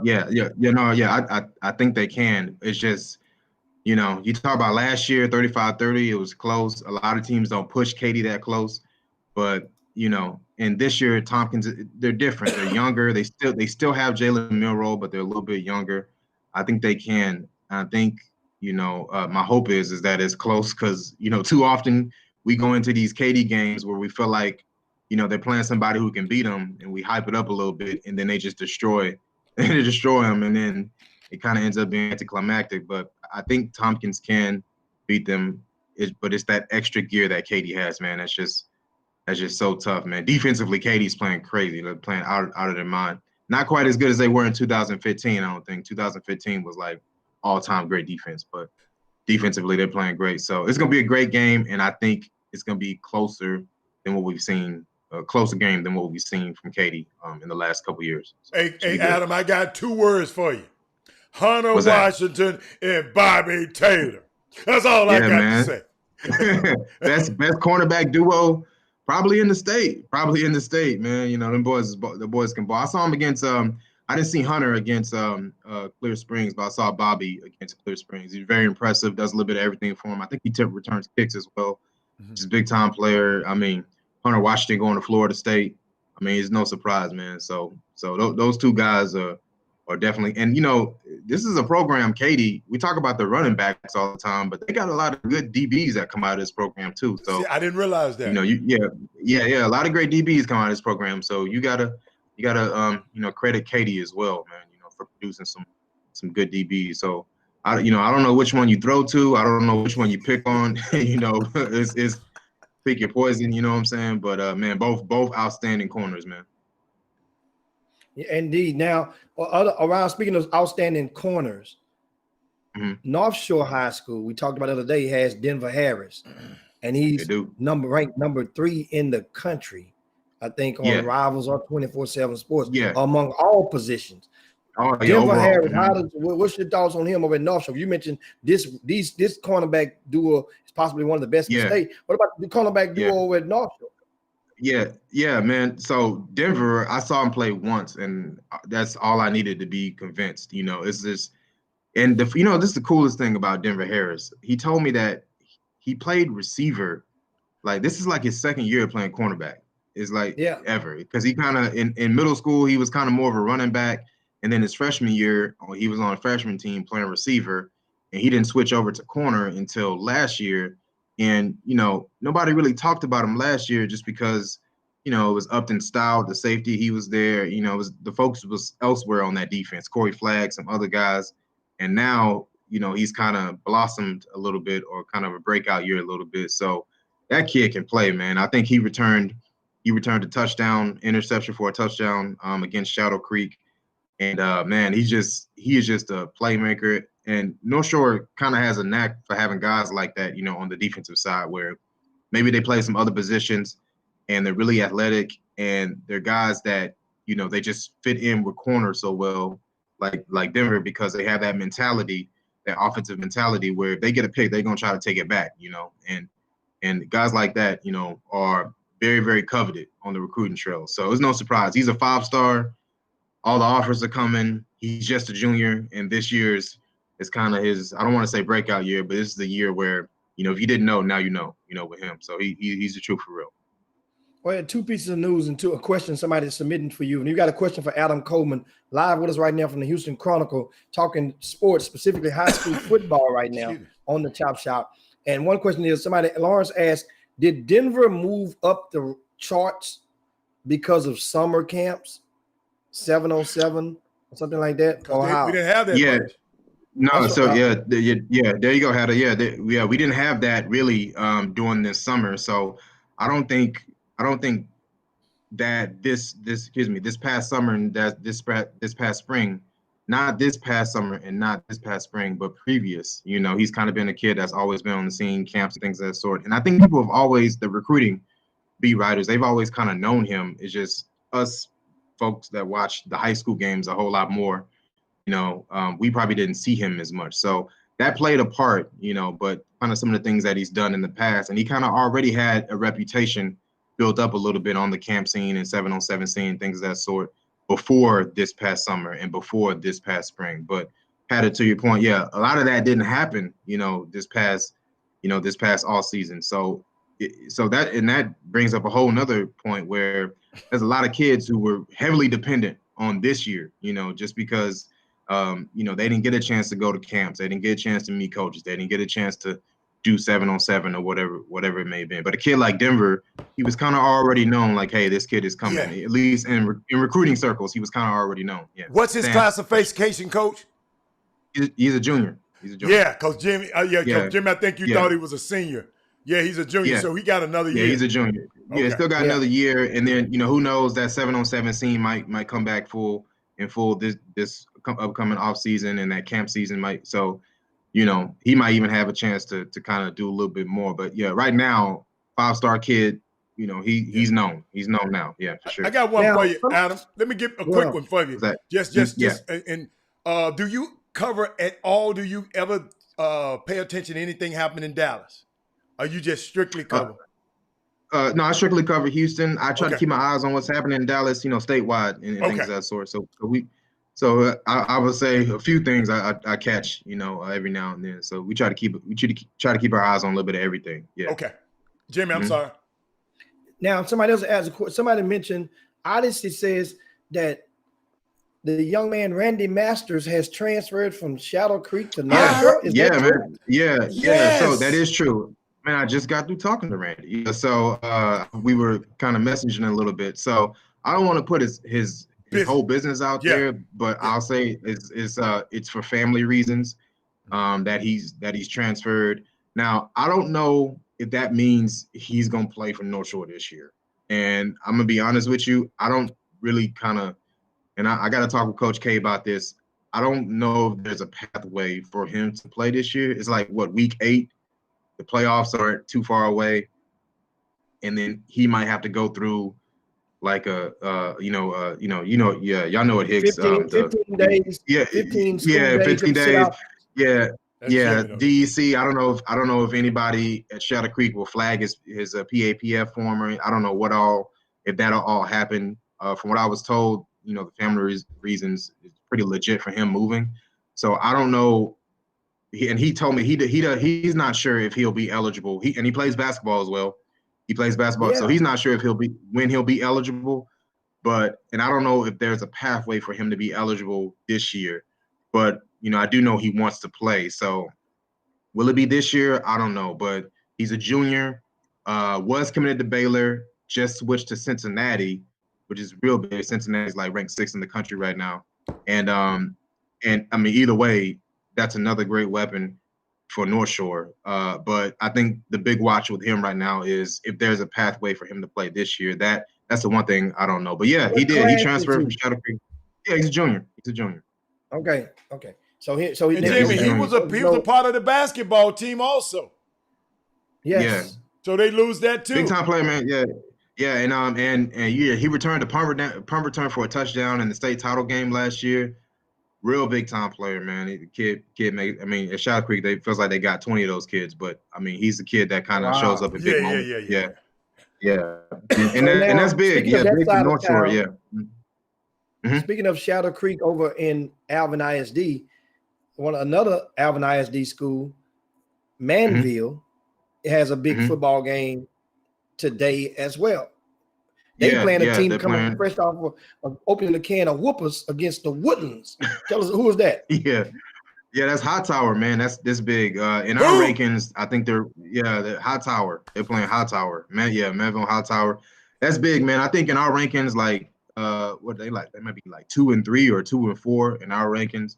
Two of the best 5A schools. High Tower's played a tough schedule, and I think Manville is kind of looking forward to this too, just because it's one of those games where it's a measuring stick for both of these teams. And, both of these teams, obviously they got aspirations way bigger than making the playoffs or winning district. Manville comes in every year thinking they can win state. And I think Hightower also feels like they got that kind of talent, man. So it's just, yeah, big time game, man. I hate that it's on a Thursday, man. You got a couple big games on Thursday. So, but yeah, big game, real big game. Yeah, you can't ignore that one as Are there well. any restrictions? What are the restrictions now for if somebody want to go see that game, Manville and High Tower, or Katy and Tompkins? Are Yeah. there any So restrictions that the general public should know about if they're attempting to go? yeah. Yeah, Katie Tompkins is sold out. And the reason why probably is because the game was originally scheduled like 2 weeks ago, and then it got moved around a couple times. So, they're not selling tickets at the gate. Now, Manville and Hightower, you may be able to pull up and get a ticket. I don't know if that's sold out. That game is at Hall Stadium. So I'm not sure that game is sold out. You may be able to pull up and get a ticket, but from what I've seen so far this year, like KDISD has been one of the tougher, districts. If you want to pull up and just get a ticket, that's been one of the tougher ones. Maybe a couple of other stadiums has been tough to kind of pull up and just get a general admission. And I mean, you just can't blame nothing but COVID right there. That's every district is different. You just can't blame nothing but COVID. But yeah, Right. Katie Tompkins sold out. Unfortunately, if you want to. But man, it's everywhere. It's being streamed, texting live. I think it's on TV. I wish I knew the channel, but I think it's on TV. So if you want to watch it from Yes. home, you can watch it, man. Yeah. Coach Coach Wood says sold out. Oh, Coach Woods said, okay, cool. Yeah, he got it. All right. Yeah. So that one too. Yeah. So yeah, shout out to Coach Woods, man. But yeah, So they're yeah, sold out as that one, well. yeah. That's par for the course for like it feels like every district where it's hard to to pull up and get a general admission ticket. You know, just you gotta, because they're taking care of parents first. They're taking care of Yes. Rightfully so. family members. Yeah, rightfully so. Yeah, Yeah. rightfully so. So it's hard to just, you know, that's what we're used to. Oh, let me go see this game. I'm gonna go see a game, pull up, and it's just hard to do that this year. Yeah. And in previous weeks on Thursday night, didn't Channel 57 broadcast the game live every Thursday? Yeah. Yeah, they did every So Thursday, and I think they added some Friday and Saturday games as well, because the UIL lifted the ban that usually there's a Friday night broadcast ban where you can't broadcast anything live on Friday nights. And the idea behind that was, you know, protecting the Friday night. You know, you want people going to the game on Friday. That's the idea behind it. But they lifted it this year with COVID. People probably are afraid to go to a game or something like that, you know, or they'd rather stay home and watch. So I gotta check KUBE's schedule. But yeah, they're one of the ones. They've added some Friday games and some Saturday games for sure. Yeah, so they're all over the schedule. Yeah. All right. Lastly, any other game to see? And I know one of the guys, speaking of two sport players, Big Ruben Fothery over at Foster, they're undefeated and one of the top teams in the area. They are. And they have a big game. They have a big game on Saturday. Saturday, right? Yeah. That one was, I think, rescheduled too. I think that originally was supposed to take place at another point. They're playing Pato. That's a big game, man. I mean, again, Foster has been kind of on this trajectory for a couple years now, where they've been really, really good, like state level good. And something like a couple years ago, a couple past years, it was Shadow Creek. Shadow Creek was in the way. A couple years before that, you know, they ran into a Temple team that was one of the best in the state at the time, you know. So maybe this is their year, you know, when you talk about Foster, maybe this is their year where they finally break through.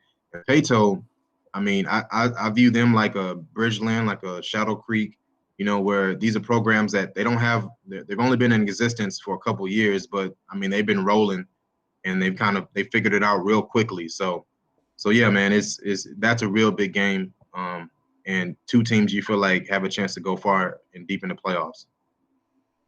And lastly, anything I mentioned earlier in the VIP news this morning on rcsports.com about the new provisions which were added from, we talked about it briefly on yesterday, from Kincaid School. They have announced that any opponents who play Kincaid must wear a mask in game for their basketball opponents. I've also confirmed that Pearland ISD, there are two schools which consist of Pearland High School and Glenda Dawson High School, will operate under those provisions for their home games as well. Meaning that mask during basketball games. Your thoughts on that? You know, welcome to 2020. That's my first thoughts on it, man. And it's not. Honestly, I'm not surprised. I'm not surprised, and I wouldn't be surprised if other districts kind of pick that up. And those are only two you've heard, or you know, Kincaid, and you talk about Pearland ISD. But I really wouldn't be surprised if other districts pick that up. I think the thing you're talking about, Hicks, it's interesting. I've always wondered, like, we've been thinking about this, how each sport is going to be able to handle COVID. And it feels like each sport is going to like deal with it in very different ways. I was talking with a tennis coach the other day, and he says, you know, we haven't had any problems.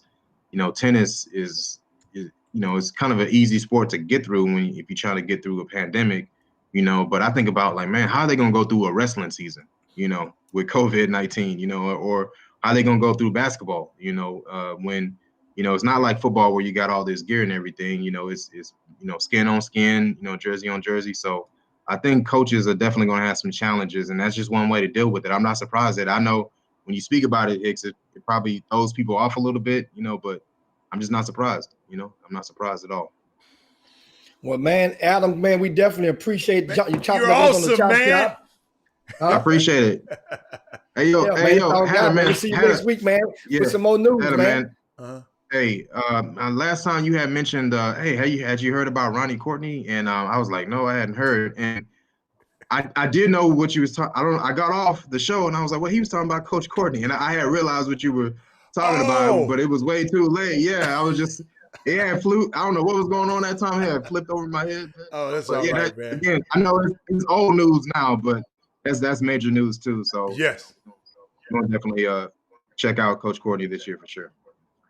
Absolutely, man. Thurgood Marshall High Yeah. School has hired Ronnie Courtney, for Hall of Fame head basketball coach who won state titles at Willow Ridge as well as Bush High School in that very same district, Fort Bend ISD. Mhm. He returns for the trilogy at Thurgood Marshall, who was at most recently in the state tournament in the year 2017. Thanks again, of course, Adam Cole. We'll go to a quick break. Anytime, Come right man. back for our another special guest, Glenn Smith, event operator extraordinaire, is coming into the Chop Shop, and we're gonna have a great convo. Get your questions ready for Glenn as we chop it up with him after this. I'm almost there. Sir, that there will come a time when black people wake up and become intellectually independent enough to think for themselves, as other humans are intellectually independent enough to think for themselves, then the black man will think like a black man, and he will feel for other black people. And this new thinking and feeling will cause black people to stick together. And then at that point, you'll have a situation where when you attack one black man, you are attacking all black men. And this type of black thinking will cause all black people to stick together. And this type of thinking also will bring an end to the brutality inflicted upon black people by white people. And it is the only thing that will bring an end to it. No federal court, state court, or city court will bring an end to it. It's something that the black man has to bring an end to himself.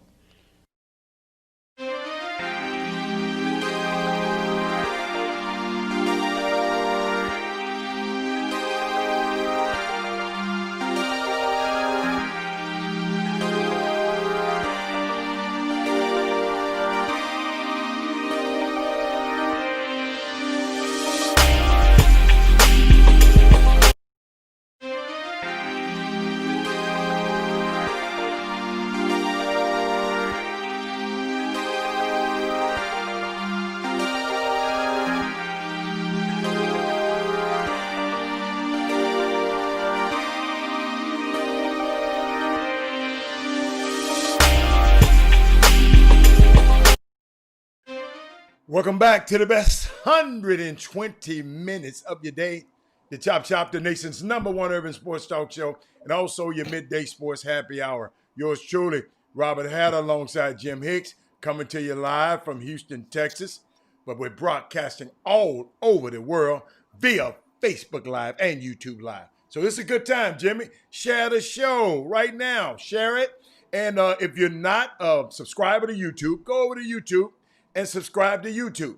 We're getting up to that, Jimmy. We're rising. We're rising in YouTube. Our digital footprint is rising. We'll be able to do some more things for y'all in a little bit. So I just wanted to share y'all. Oh, the Hoop Fest is just signed in, Jimmy. But Jimmy, you can take over. I just want to let people know. Let's share the show right now because Glenn is coming on to see, and I hope he looks decent. Yeah, he in there. I don't know how he looking. But hold on, I'm gonna put him in there in a second. Hold on a sec. Yeah, but Jimmy, you want to just bring him in on? Just bring him on in. Yeah, we're gonna bring him in. We got breaking news. Okay.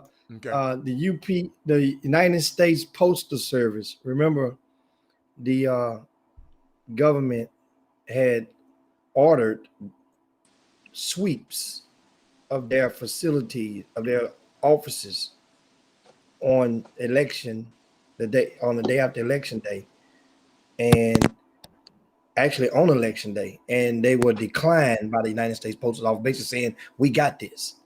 So now another judge has ordered nationwide sweeps of post offices. You know, some were already doing it anyway, and lo and behold, yesterday there were 232 ballots found in Houston locations. Uncounted mail-in ballots. A total of approximately 800 across the state of Texas that have been found.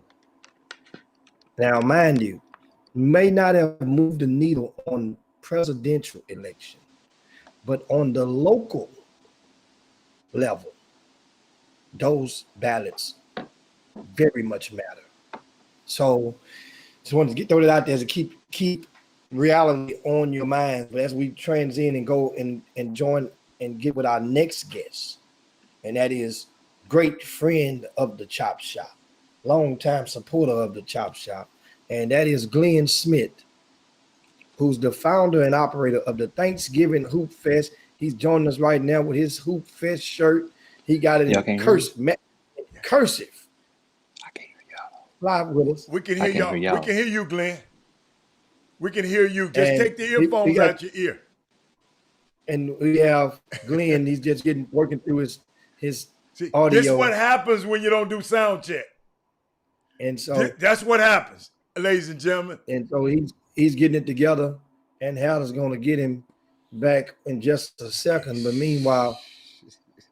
meanwhile, we are other news. Don't forget, we're going to do our picks for the NFL. As we wait on Glenn, let's go and knock our picks off the way now. He's back in. Let's see, can we get him back in and see will it work? If not, we'll just move on. Let's see. Can you hear us now, Glenn? Yeah, you got a problem with your internet. Look good, but now we can't hear you at all. So I don't know. It's nothing. Some on your end. It's something on your end. What we do is we go to our NFL picks right now, and then we go to a break, and then during the break we'll see what. Ain't nothing you can do, Jimmy. Ain't nothing we can do, even during the break. It's just nothing we can do. Yes, it is. He can come on from a different device, Hatter. Yeah. He can hit the link from a different device. Call and tell him. Call and that would be the one solution. That's all. Yeah.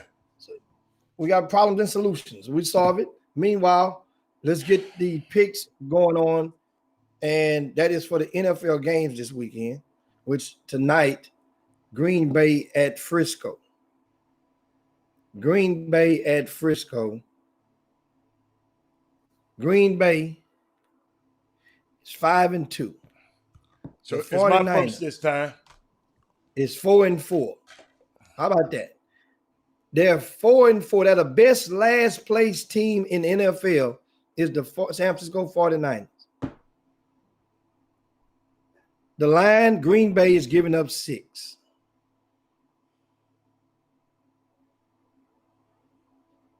Who you got? Oh, I got it's at San Francisco.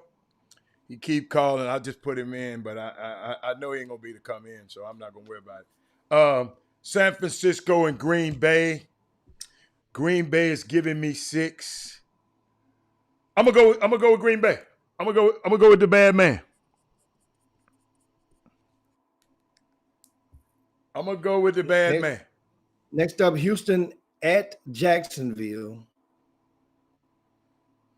And lo and behold, Houston is giving up 7 points. I'm going to take Jacksonville, and that's 7. You got Jacksonville. Next up, Baltimore and the Colts. Baltimore giving up 2.5. So you going to give me Houston? Okay, good. All right. But yeah, I'm going to give you Houston, and I'm going to take 7 points. Okay. All right. I'm going to take, I'm not going to bet against Baltimore, so it don't take me long. Carolina at Kansas City. Kansas City is giving up 11 to Carolina. And I'm going to take Kansas City and give you that 11. Next up, Chicago and Tennessee. Tennessee giving up 6 to the Bears. You're going to give me 6 points. I like Tennessee. I like Tennessee. Denver and Atlanta. The Dirty Birds are giving up 4. The Dirty Birds finally covered last week. I'm going to go ahead on and take them Dirty Birds right now and give you the 4. Detroit and Minnesota. Minnesota giving up 4. Hold on. You going to take the Dirty Birds? What you say? Yeah. I'm trying to text Ben back and forth. So we got the let's see, you got the Dirty Birds. So I got Detroit and Minnesota. All right, let me do I like Minnesota. Okay, so you giving me Detroit and 4. Next up, the Giants in Washington, the bottom bowl. The Washington's giving up 2.5.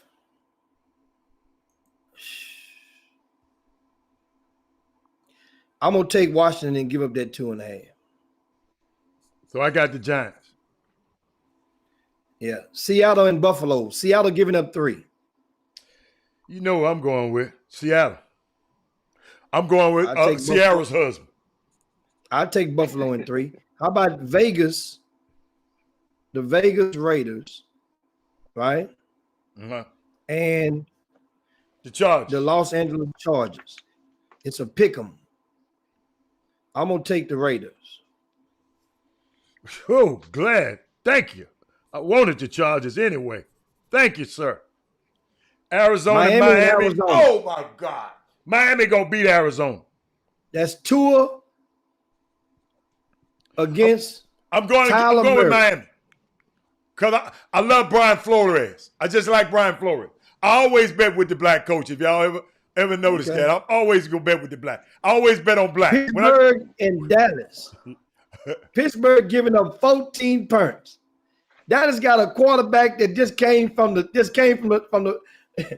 he just came from the flag football league. Hey man, can we just not bet on this one?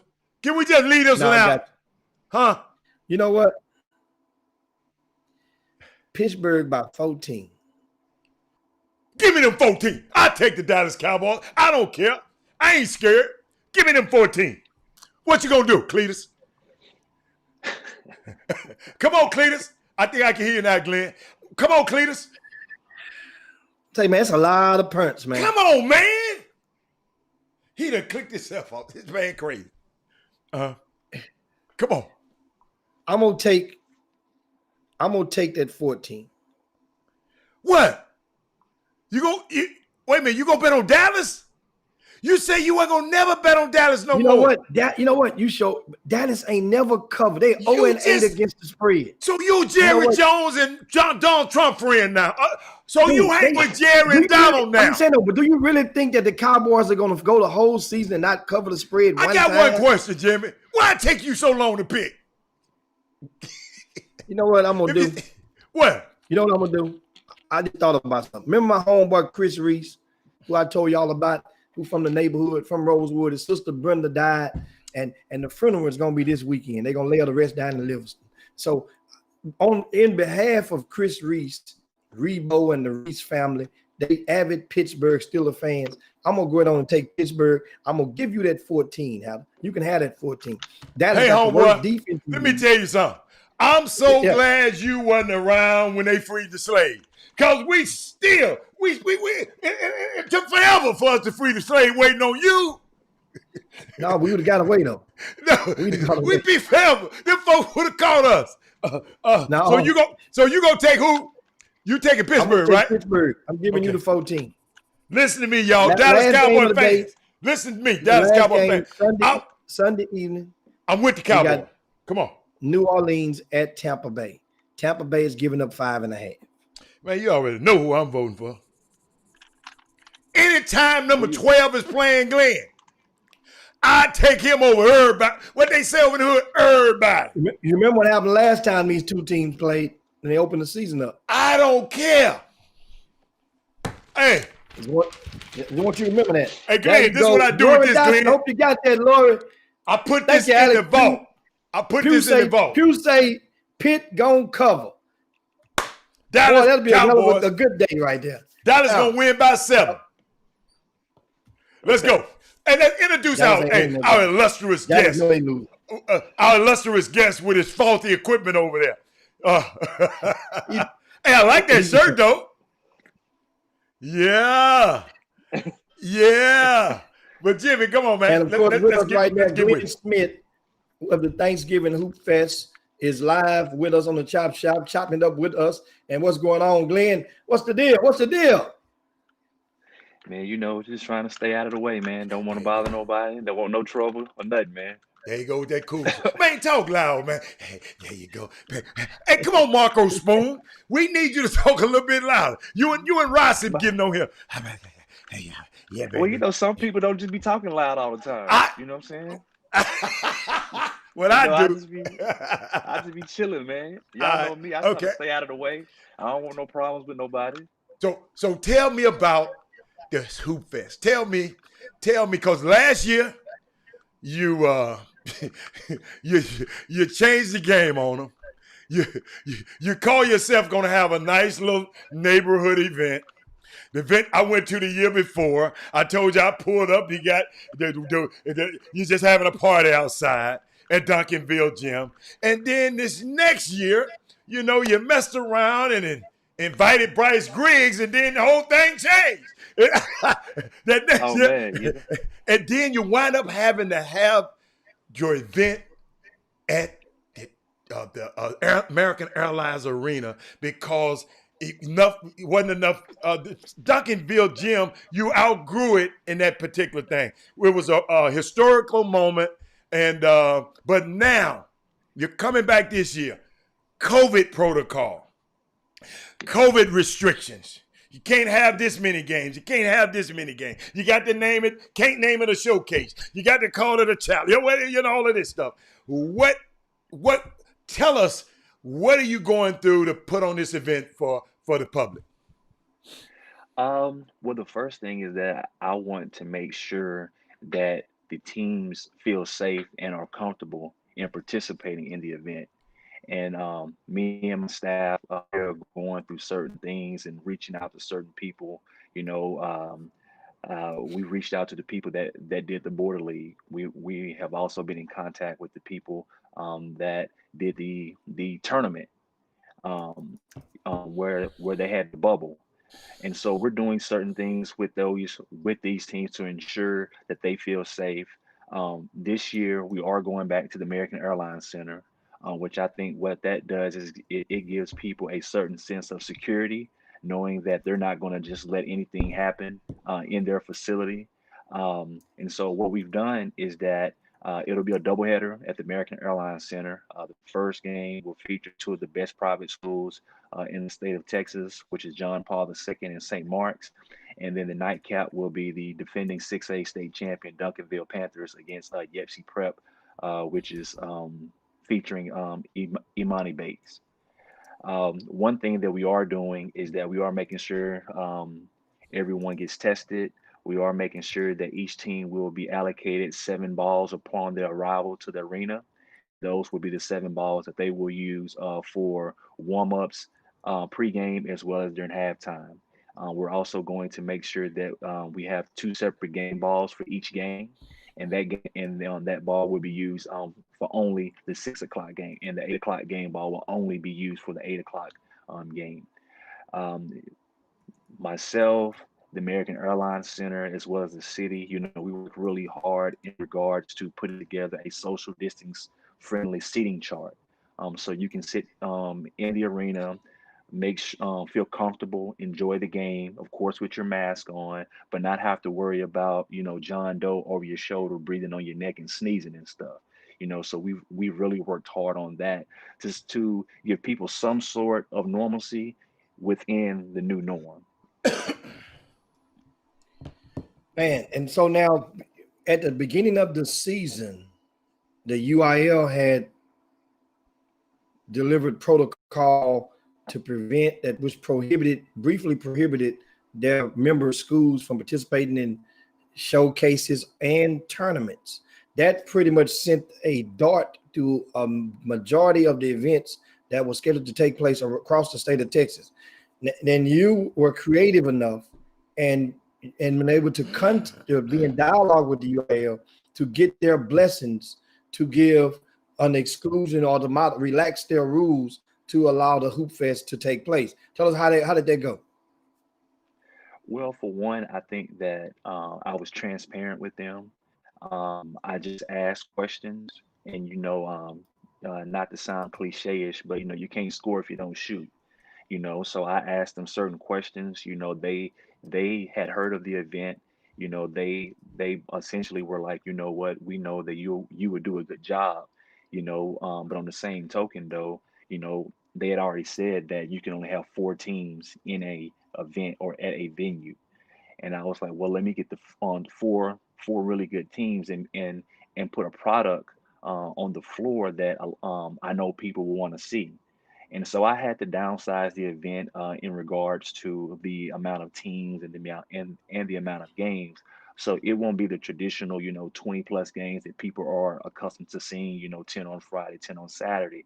But on Saturday night, they will get, a really, really nice night of some high level basketball, some really high level basketball. And of course, that's going to be November 27th. I mean, November 28th, the Saturday, right? Yes, yes, yes. So it's going to be November 28th. Those teams, well, 3 of the 4 teams are from Dallas. The other one is from Michigan. Which I kind of feel bad, for the people that have been following the Thanksgiving Hoop Fest for a while, just because I had something really, really, big planned for this year. I had some really good teams that were coming in from around the country, pre-COVID, and I had a really, really, dope build out that myself and PlayStation were working on, because they do have the PS5 that's about to drop, and we had a really, really big thing that we were going to do as part of the Hoop Fest that was really going to, put a lot of pressure on people that do events, because we was really going to up the bar, for that, but because of all of this, we aren't able to do what we initially planned, because of social distancing and COVID, and not really being able to interact with people like we are accustomed to. And so now you're doing it now. Ticket sales were active a couple of weeks ago. People been gobbling them up. And once again, you got COVID precautions in place. No girls' games this year. Why didn't you what happened with that? Well, I wanted to, but it just didn't work the way that I wanted it to, because, truth be told, probably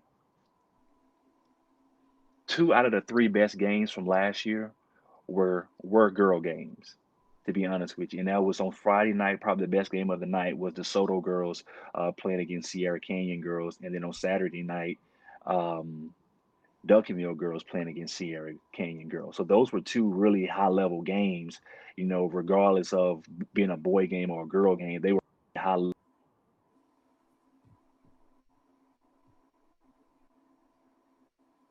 And so we have Glenn some more audio difficulties with Glenn. Glenn, you hit a button. You hit a certain button. Some you hit. Seemed like you hit something. We can run to a quick break, however you want to. Where we can tell everybody about the concierge, and as well about the young lady. You just want to hear Laura Jane.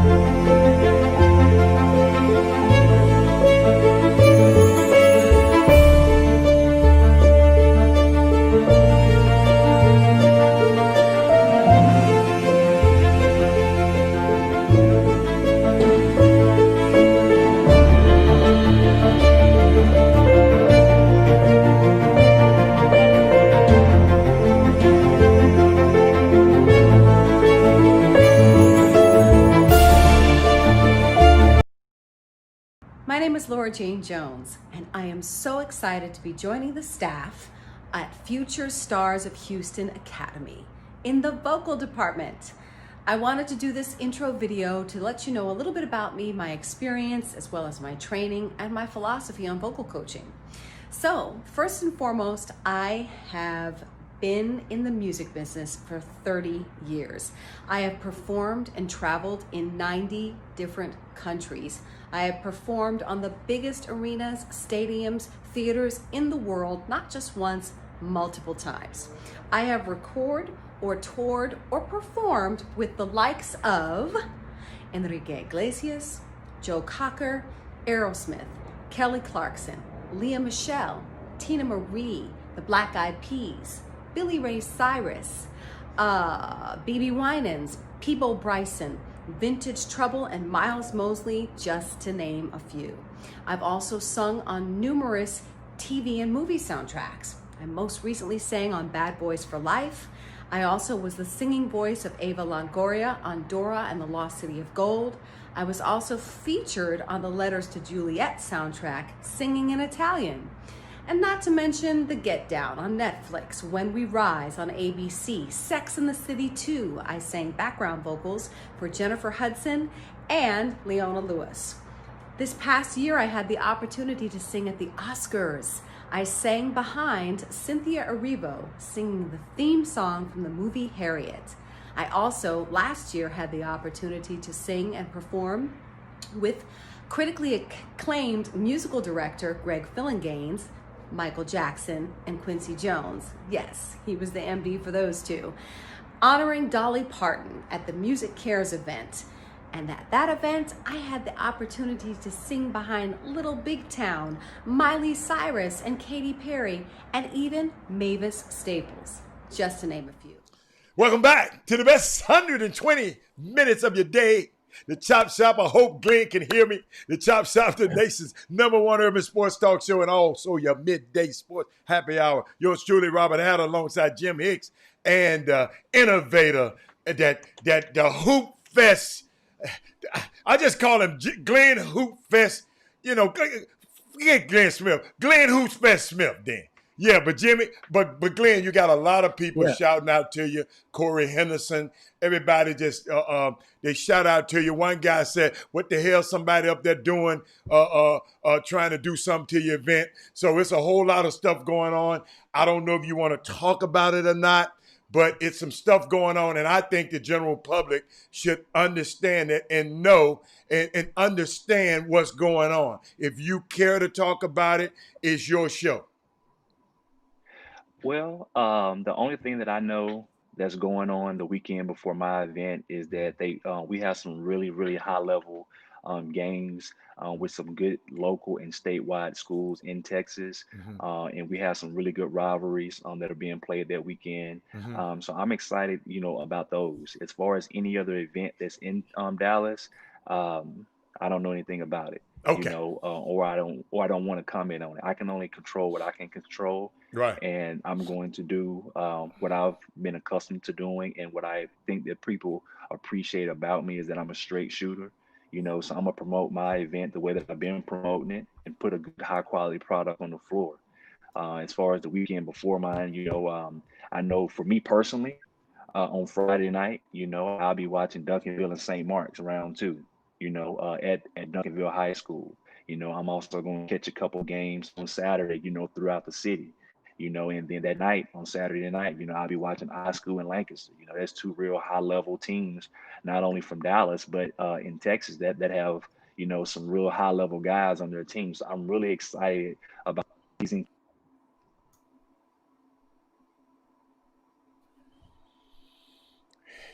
Can't hear you. Yeah. Yeah, he keep going out. There he goes Glenn again with he was grooving right there. Glenn was trying to be cool. See, that's what happened when your ass try to be cool, y'all. Hey, yeah, you know what I'm saying. Yeah, baby. Yeah, baby. I mean, Glenn no, cool. No, but you know what though? His quality of his feed was absolutely great.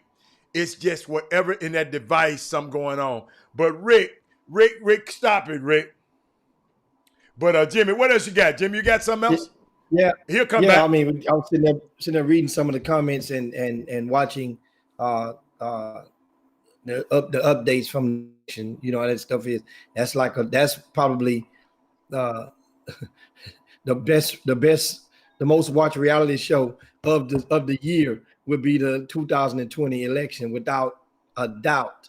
The and the and But the Jimmy, and the we got a event. reality star is one of the candidates, a real estate agents that y'all voted for. Well, I know you did, but some of your friends voted for a reality star. Y'all voted for a reality star into this thing. And that's what happens when you get a reality star and a real estate agent and try to make him a president and hold up, and one that thinks he's a dictator. He on a show saying you're fired. He walk around, I just love the crowds. The crowds love me. Oh, I just love the crowd. Man, I'm even getting good at it. Hey, Alex Baldwin. I love Alex Baldwin. Alex Baldwin got him to the dead. Glenn, you in this hoop fest, Glenn. How how many of the Proud Boys you gonna let in this event, Glenn? Are you gonna let them up Proud Boys? Are you gonna have the good? It's some good people on both sides, Glenn. Are you gonna let them all in? I mean, that's who these folks voted for. But we got Glenn back. Glenn, I didn't want to cut you off, but Jimmy Now I'm Jimmy back. gave me an opening, and I had to come in there with that one. Come on, Jimmy. Come on Now, back, Glenn. now I'm back, and I apologize for that, No, that's all but right. yeah, I'm just excited about Thanksgiving, really looking forward to it. And I mean, since I'm on the show, man, I might as well, throw y'all a lob about some stuff that's going on as well. Okay. Okay, so I originally was supposed to be in Miami on December the 12th for the Holiday Hoop Fest. Yes. And because of some restrictions with COVID and things like that, that had to be rearranged. And so since I got you guys on the phone, I mean on the air, and since you guys are two of the faces of Houston sports and basketball, I want to just announce that I'm doing a doubleheader in Houston on December the 12th at the beautiful Fertitta Center. The six Petita Center. o'clock game, Fertitta, I'm sorry. Um, the 6 o'clock game is going to be a team, two teams. One of them, it seems like right now, everybody's on their ass. I'm sorry, is on their butt. No, you can say it. Oh, come on with it. uh, They got a donkey. and then okay, and the first game is going to be the Legacy School of Sports Science, and they're going to play Shadow Creek, and I'm really, really excited about that game. The 8 o'clock game is probably going to be one of the most talked about games in the country on that night, and we're going to do Hightower, Fort Bend Hightower versus Yepsy Prep. I think two of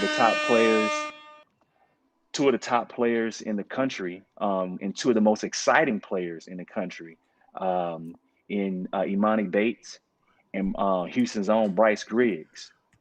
I'm really, really excited about that one because I put Bryce Griggs in that category of being one of the most underappreciated, or yeah, one of the most underappreciated superstars in that class. I think last year, Harrison Ingram was in that category as being a very underappreciated superstar, and I think when the lights was on, when Harrison and St. Mark's played against Prolific Prep with Jalen Green, that he really did his thing. And I'm really excited for the platform and the stage that Bryce Griggs is about to have, because I watched him play a couple of times, and I'll be the first to tell you, I like Bryce Griggs, but I was late to the party. Mm. And when the stage is set, that boy dances. And I think that with this stage in his backyard at that place, it's really, really going to be rocking. And I'm excited to see the show that he's going to put on, and I kind of bounce back and forth with how I'm going to do this and how this is going to work, but it's been a lot of people that I reached out to, before doing this, to say, hey man, is everybody going to be cool with this? Because I would feel some type of way about somebody coming, into my area and wanting to do stuff. So, I did my checks and balances, I reached out, to certain people in the city, and for lack of better words, I checked in. I made sure that the powers that be, were all cool with it, and man on the show, Cheat, he's been very, very, instrumental, in not only Houston basketball, but he was like, hey, do your thing, youngin, and when you can get people like him, to kind of make sure that to say, hey man, go ahead and do what you do, it makes it a lot easier, and it makes you move with a certain level of comfort as well, and I'm excited about it. Just it'll be a one-time thing for the for the holiday hoop fest to go there. I think we're definitely going to try to make it back to Miami next year with things opening back up, and I'm really excited about it. That first game, I think, is really, really going to set the tone for the event because it's two high-level teams playing some high-level basketball against each other, with both of them with big followings, with followings that aren't just fans of the school, but they're also really big basketball people. And I think with that last game, with where it's at, I bounced back and forth. Like, hey, do I do it at the Toyota Center or do I do it at the U of H, at the Fertitta Center? And when I reached out to people in Houston, if I asked 10 people, 10 people was like, hey, you need to do that at the Fertitta Center. And they've been a blast to work with. It's going to be really fun. Um, Tickets go on sale next Thursday at noon. And you can purchase tickets online. You can go to Holiday Hoop Fest. The website is up and running. You can go to Holiday Hoop Fest for more information about the event, or you can go to the University of Houston's website as well and get information on it as well. Man, Talk H to me, man. Town, baby. This the first time I'd ever seen both of y'all quiet Hey, at the same hey, time. I'm absorbing it. The fact that it's a reality now, the double header coming to the Fertitta Center, December the 12th, Shadow Creek Legacy, Hightower, Yipsy Prep. Tell us a little bit about this Yipsy Prep team. What people in Houston should be expecting. Who do they got on that team besides Imani Bates? And for those who don't know Imani Bates, explain who he is. Okay, so Imani Bates is a player who a lot of people have kind of so I'm the type of person, even though I've been in media and I've been a event operator, I never use the word, well, I try to avoid throwing out that this kid's a pro or that kid's a pro because that's not my thing to do, but I will say this. Um, he's very intriguing and he has a lot of things set up for him to where if he does what he's supposed to do on the court, that he can just walk his way, right in there. There's only been two players that have ever been featured on the cover of Sports Illustrated while in high school. One of them just won, I don't know what number NBA championship he won, but he just won a Fourth. couple weeks ago. It's fourth. Fourth. And that's LeBron James. The other one is Imani Bates. And when I say sometimes people have things lined up the way that they're supposed to be, prior to the season last year, I'm not gonna put this person's name out, but he told me straight up, Imani Bates will win Gatorade National Player of the Year. Not Michigan, but National Gatorade Player of the Year. And I'd be damned if he didn't do it. Um, they also have a kid named Dylan Hunter, who's pretty good as well. Um, but I'm just excited about the game, period. I'm excited for what I feel like Bryce Griggs is about to do. I don't think that people realize how talented this young man is. And now he's getting athletic, so now we're having a different conversation. So now not only is he good, he's athletic. And Houston has had a lot of good basketball players come through there, no doubt about it. But it's been a little while since Houston has had a player that had a cultural influence. And by that, what I mean is people go on Bryce Griggs' social media just to see what he was rocking that day. Mm. Mm. So it's more than just basketball with him.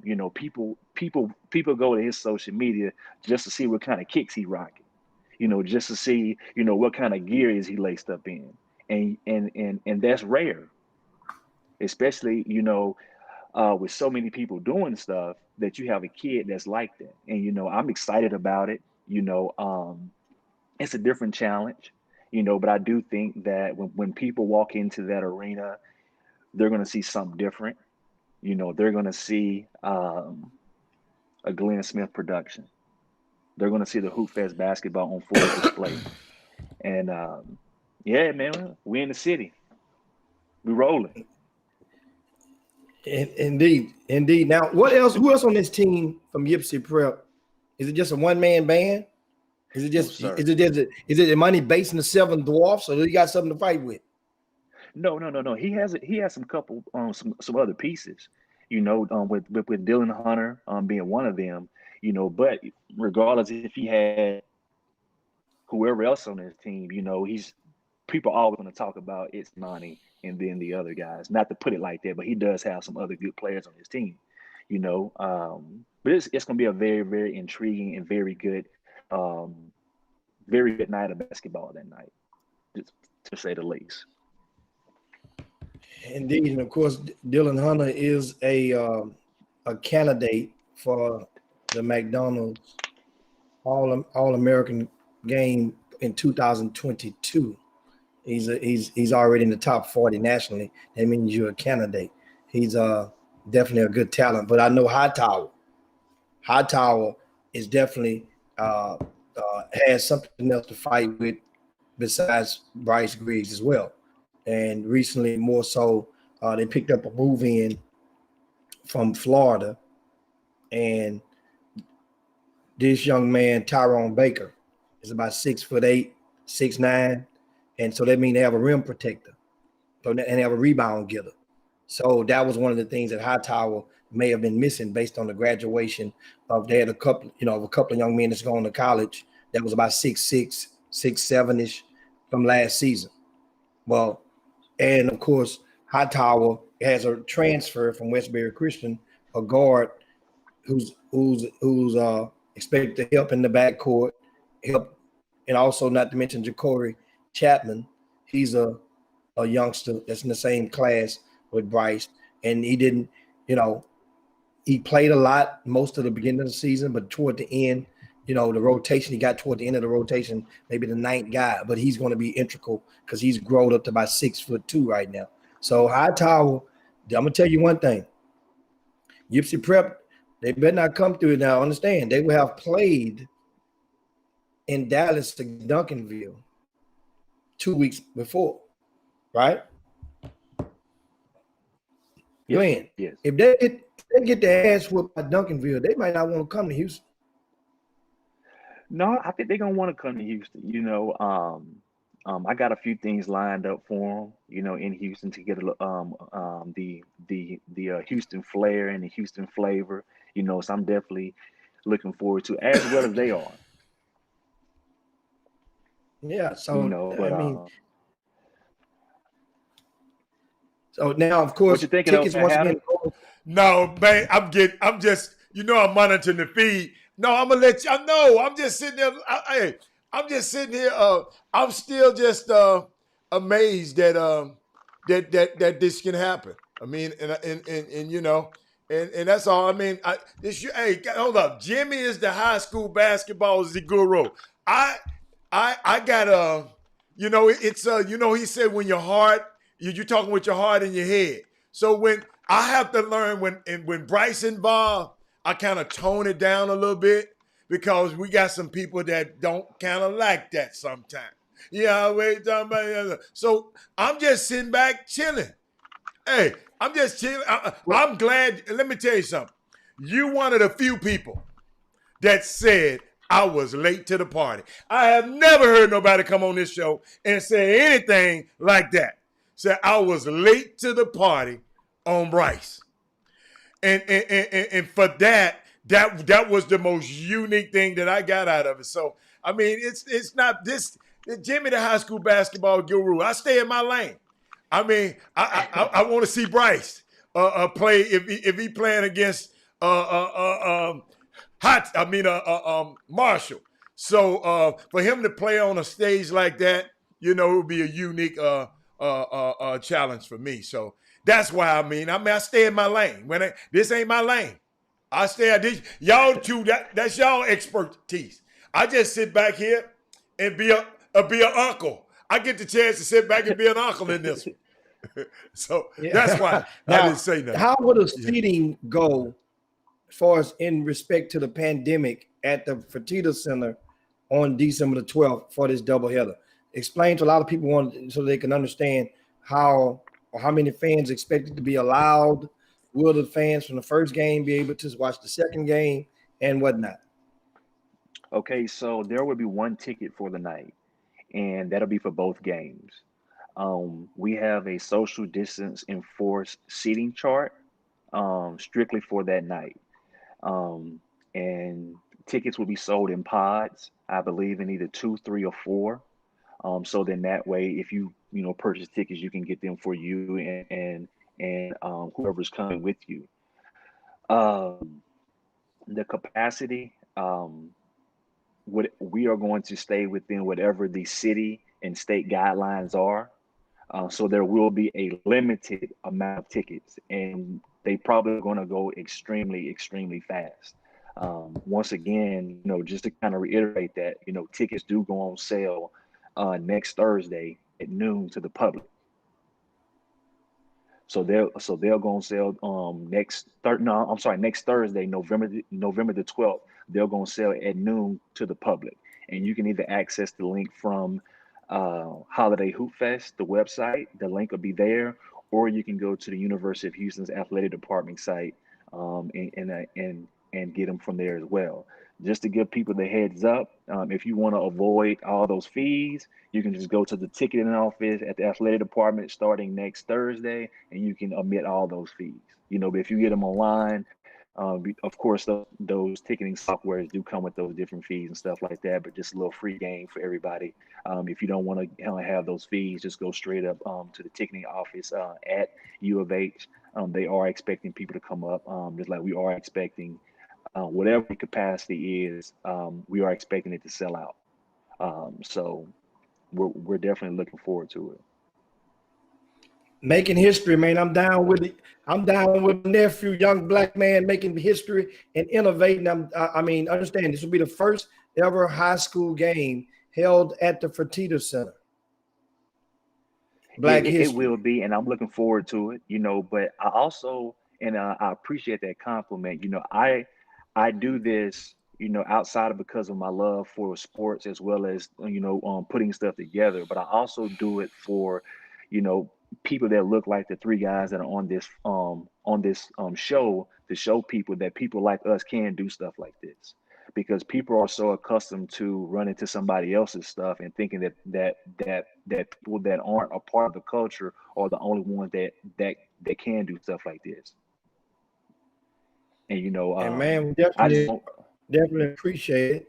And you, man, we look forward to the tickets going on sale November 12th, next Thursday, a week from today, at the U of H Ticket Center, of course, and online. Give it that online holidayhoopfest.com.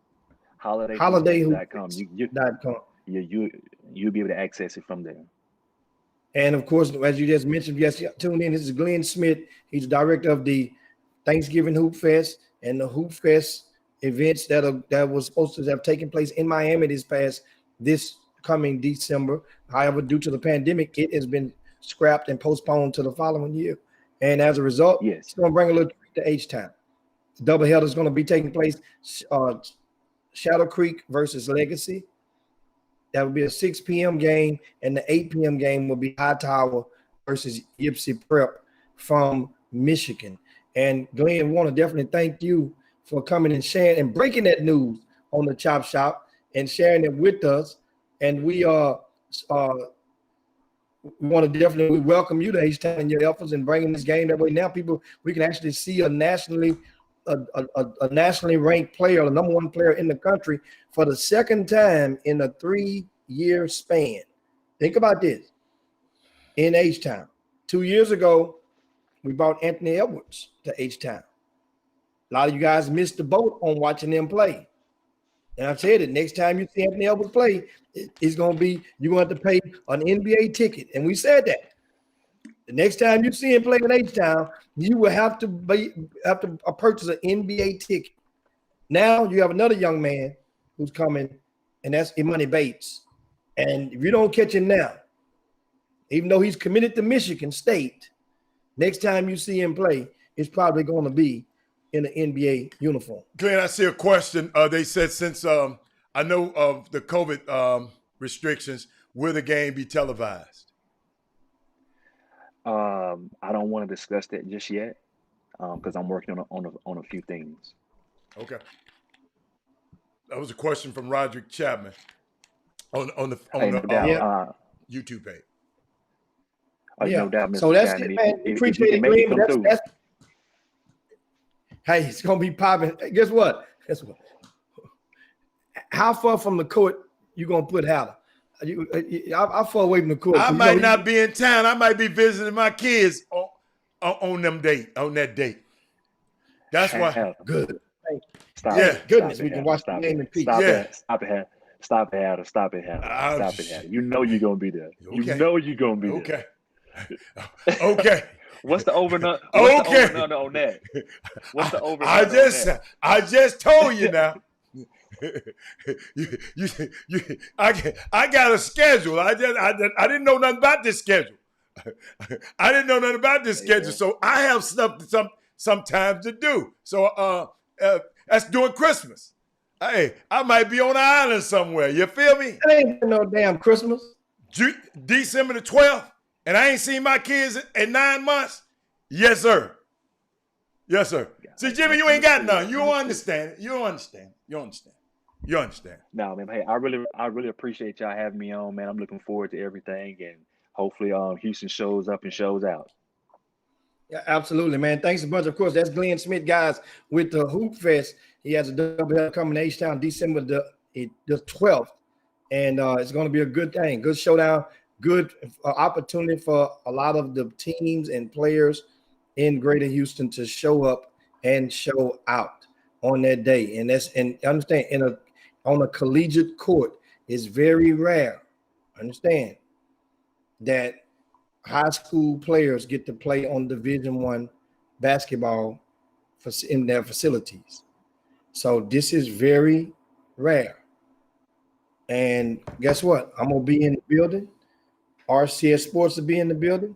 And hopefully you guys will as well. But you know what time it is. Out of we are running in overtime. Oh, man, I got to go. Yeah. Let's get out of here. About that time to land the plane on this week. We appreciate everybody this week from chopping up with us on the Chop Shop. You joined in late. John Lucas, who was scheduled for today, we have rescheduled. And he told us, he sent the message, said he's sorry. He had to reschedule to Tuesday.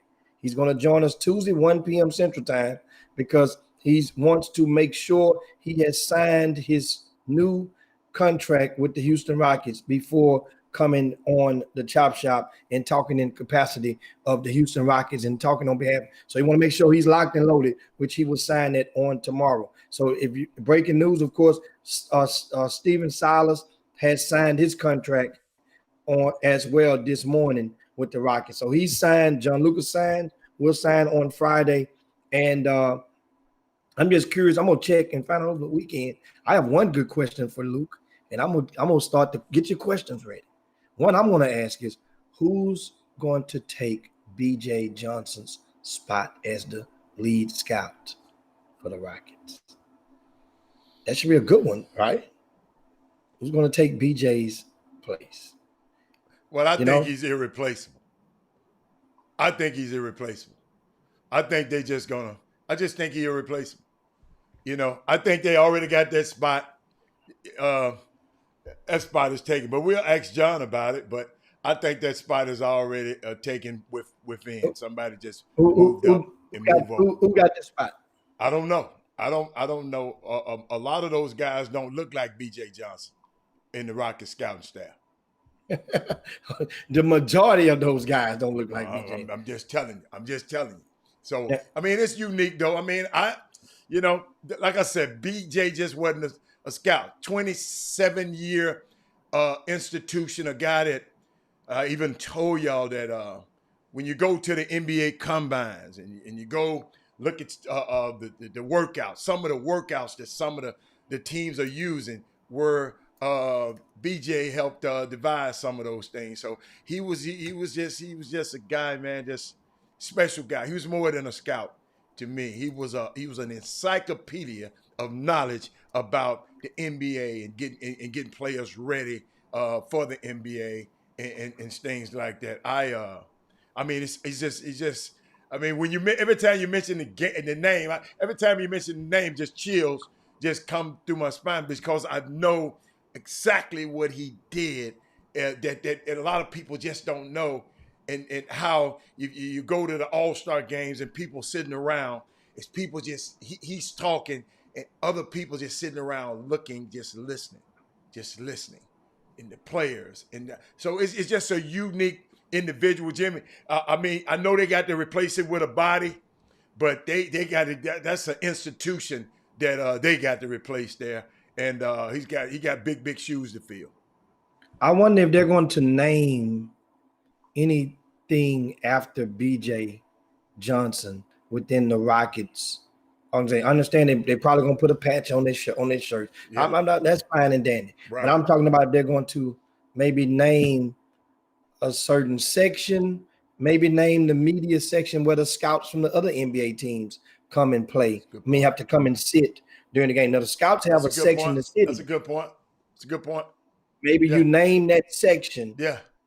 In honor of the BJ Johnson. That's a good thing. I'm gonna present that to John Lucas. Write myself a note. Yeah. The BJ Johnson section. And guess what? That was a key one. That's great there, Jimmy. But Jimmy, even the practice facility. I don't know because if a lot of the would kids go that far. had to do their workouts at the practice facility under the eyeballs of BJ Johnson for years after year, before since that place been open. After moving over spot, man. It's a cooler place to go into.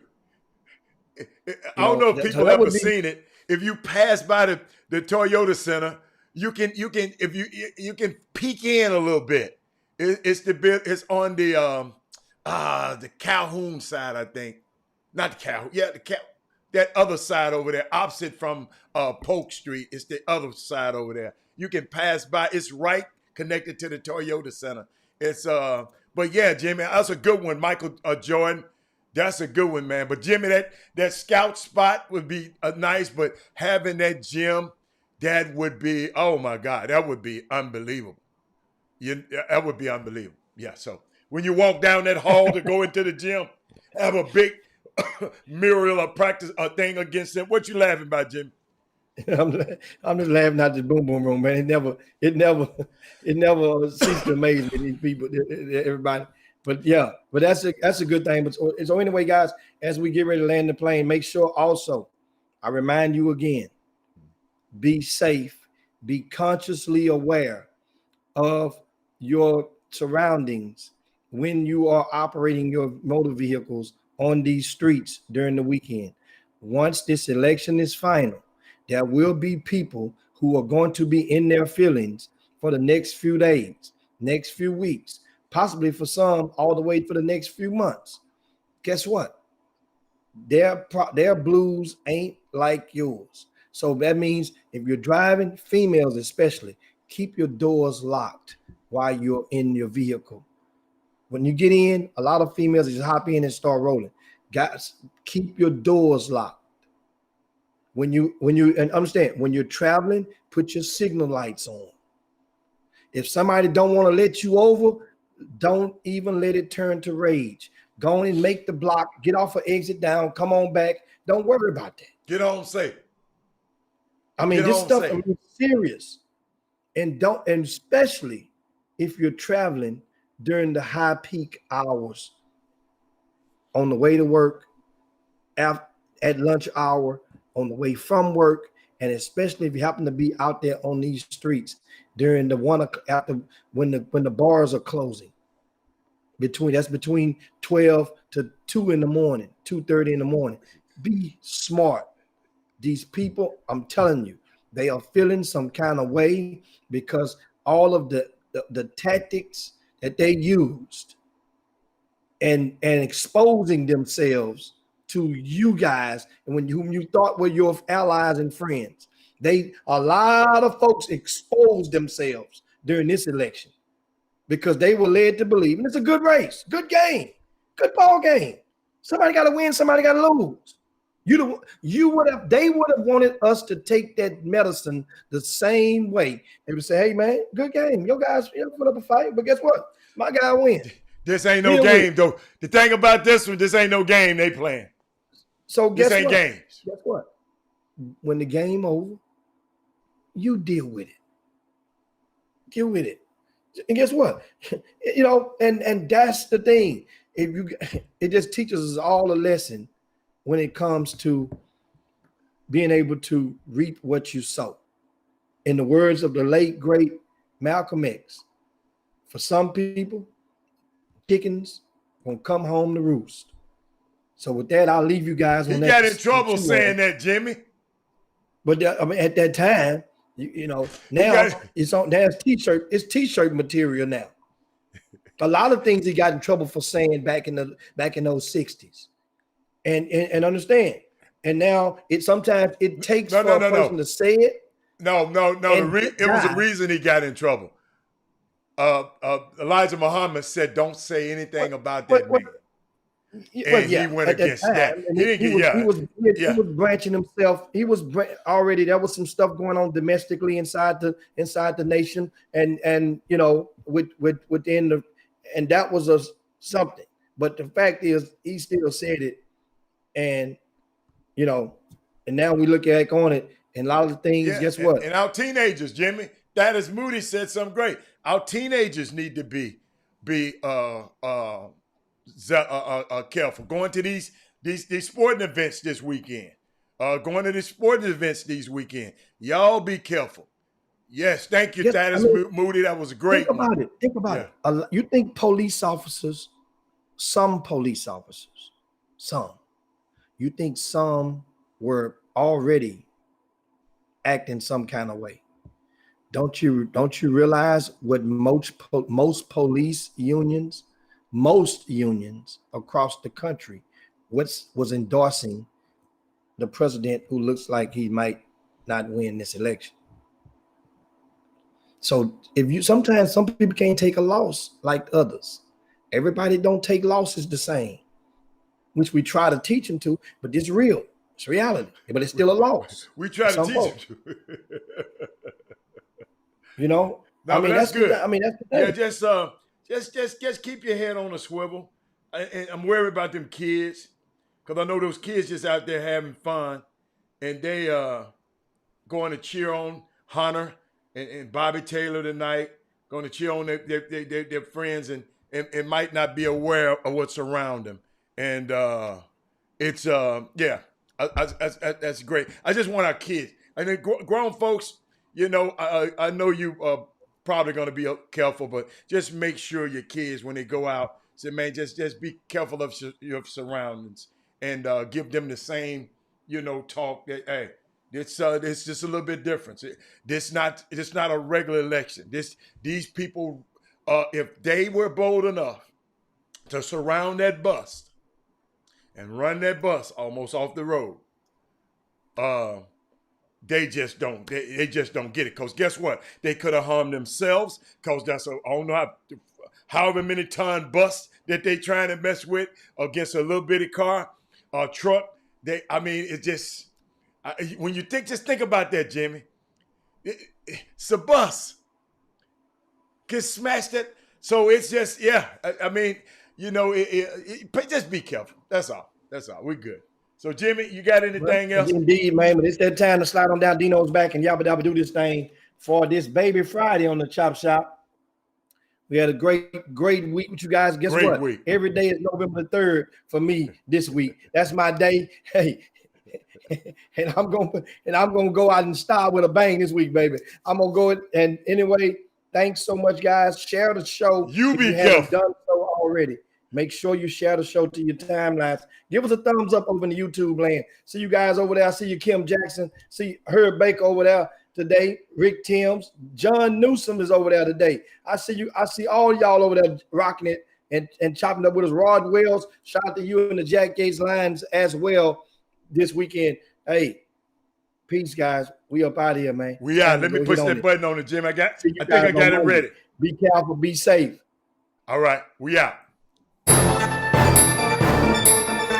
Jim Hicks,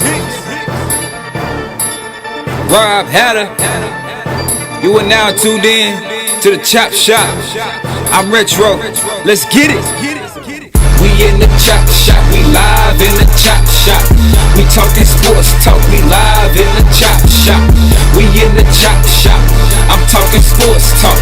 So turn your dials up, it's live in the Chop Shop. We in the Chop Shop, we live in the Chop Shop. We talking sports talk, we live in the Chop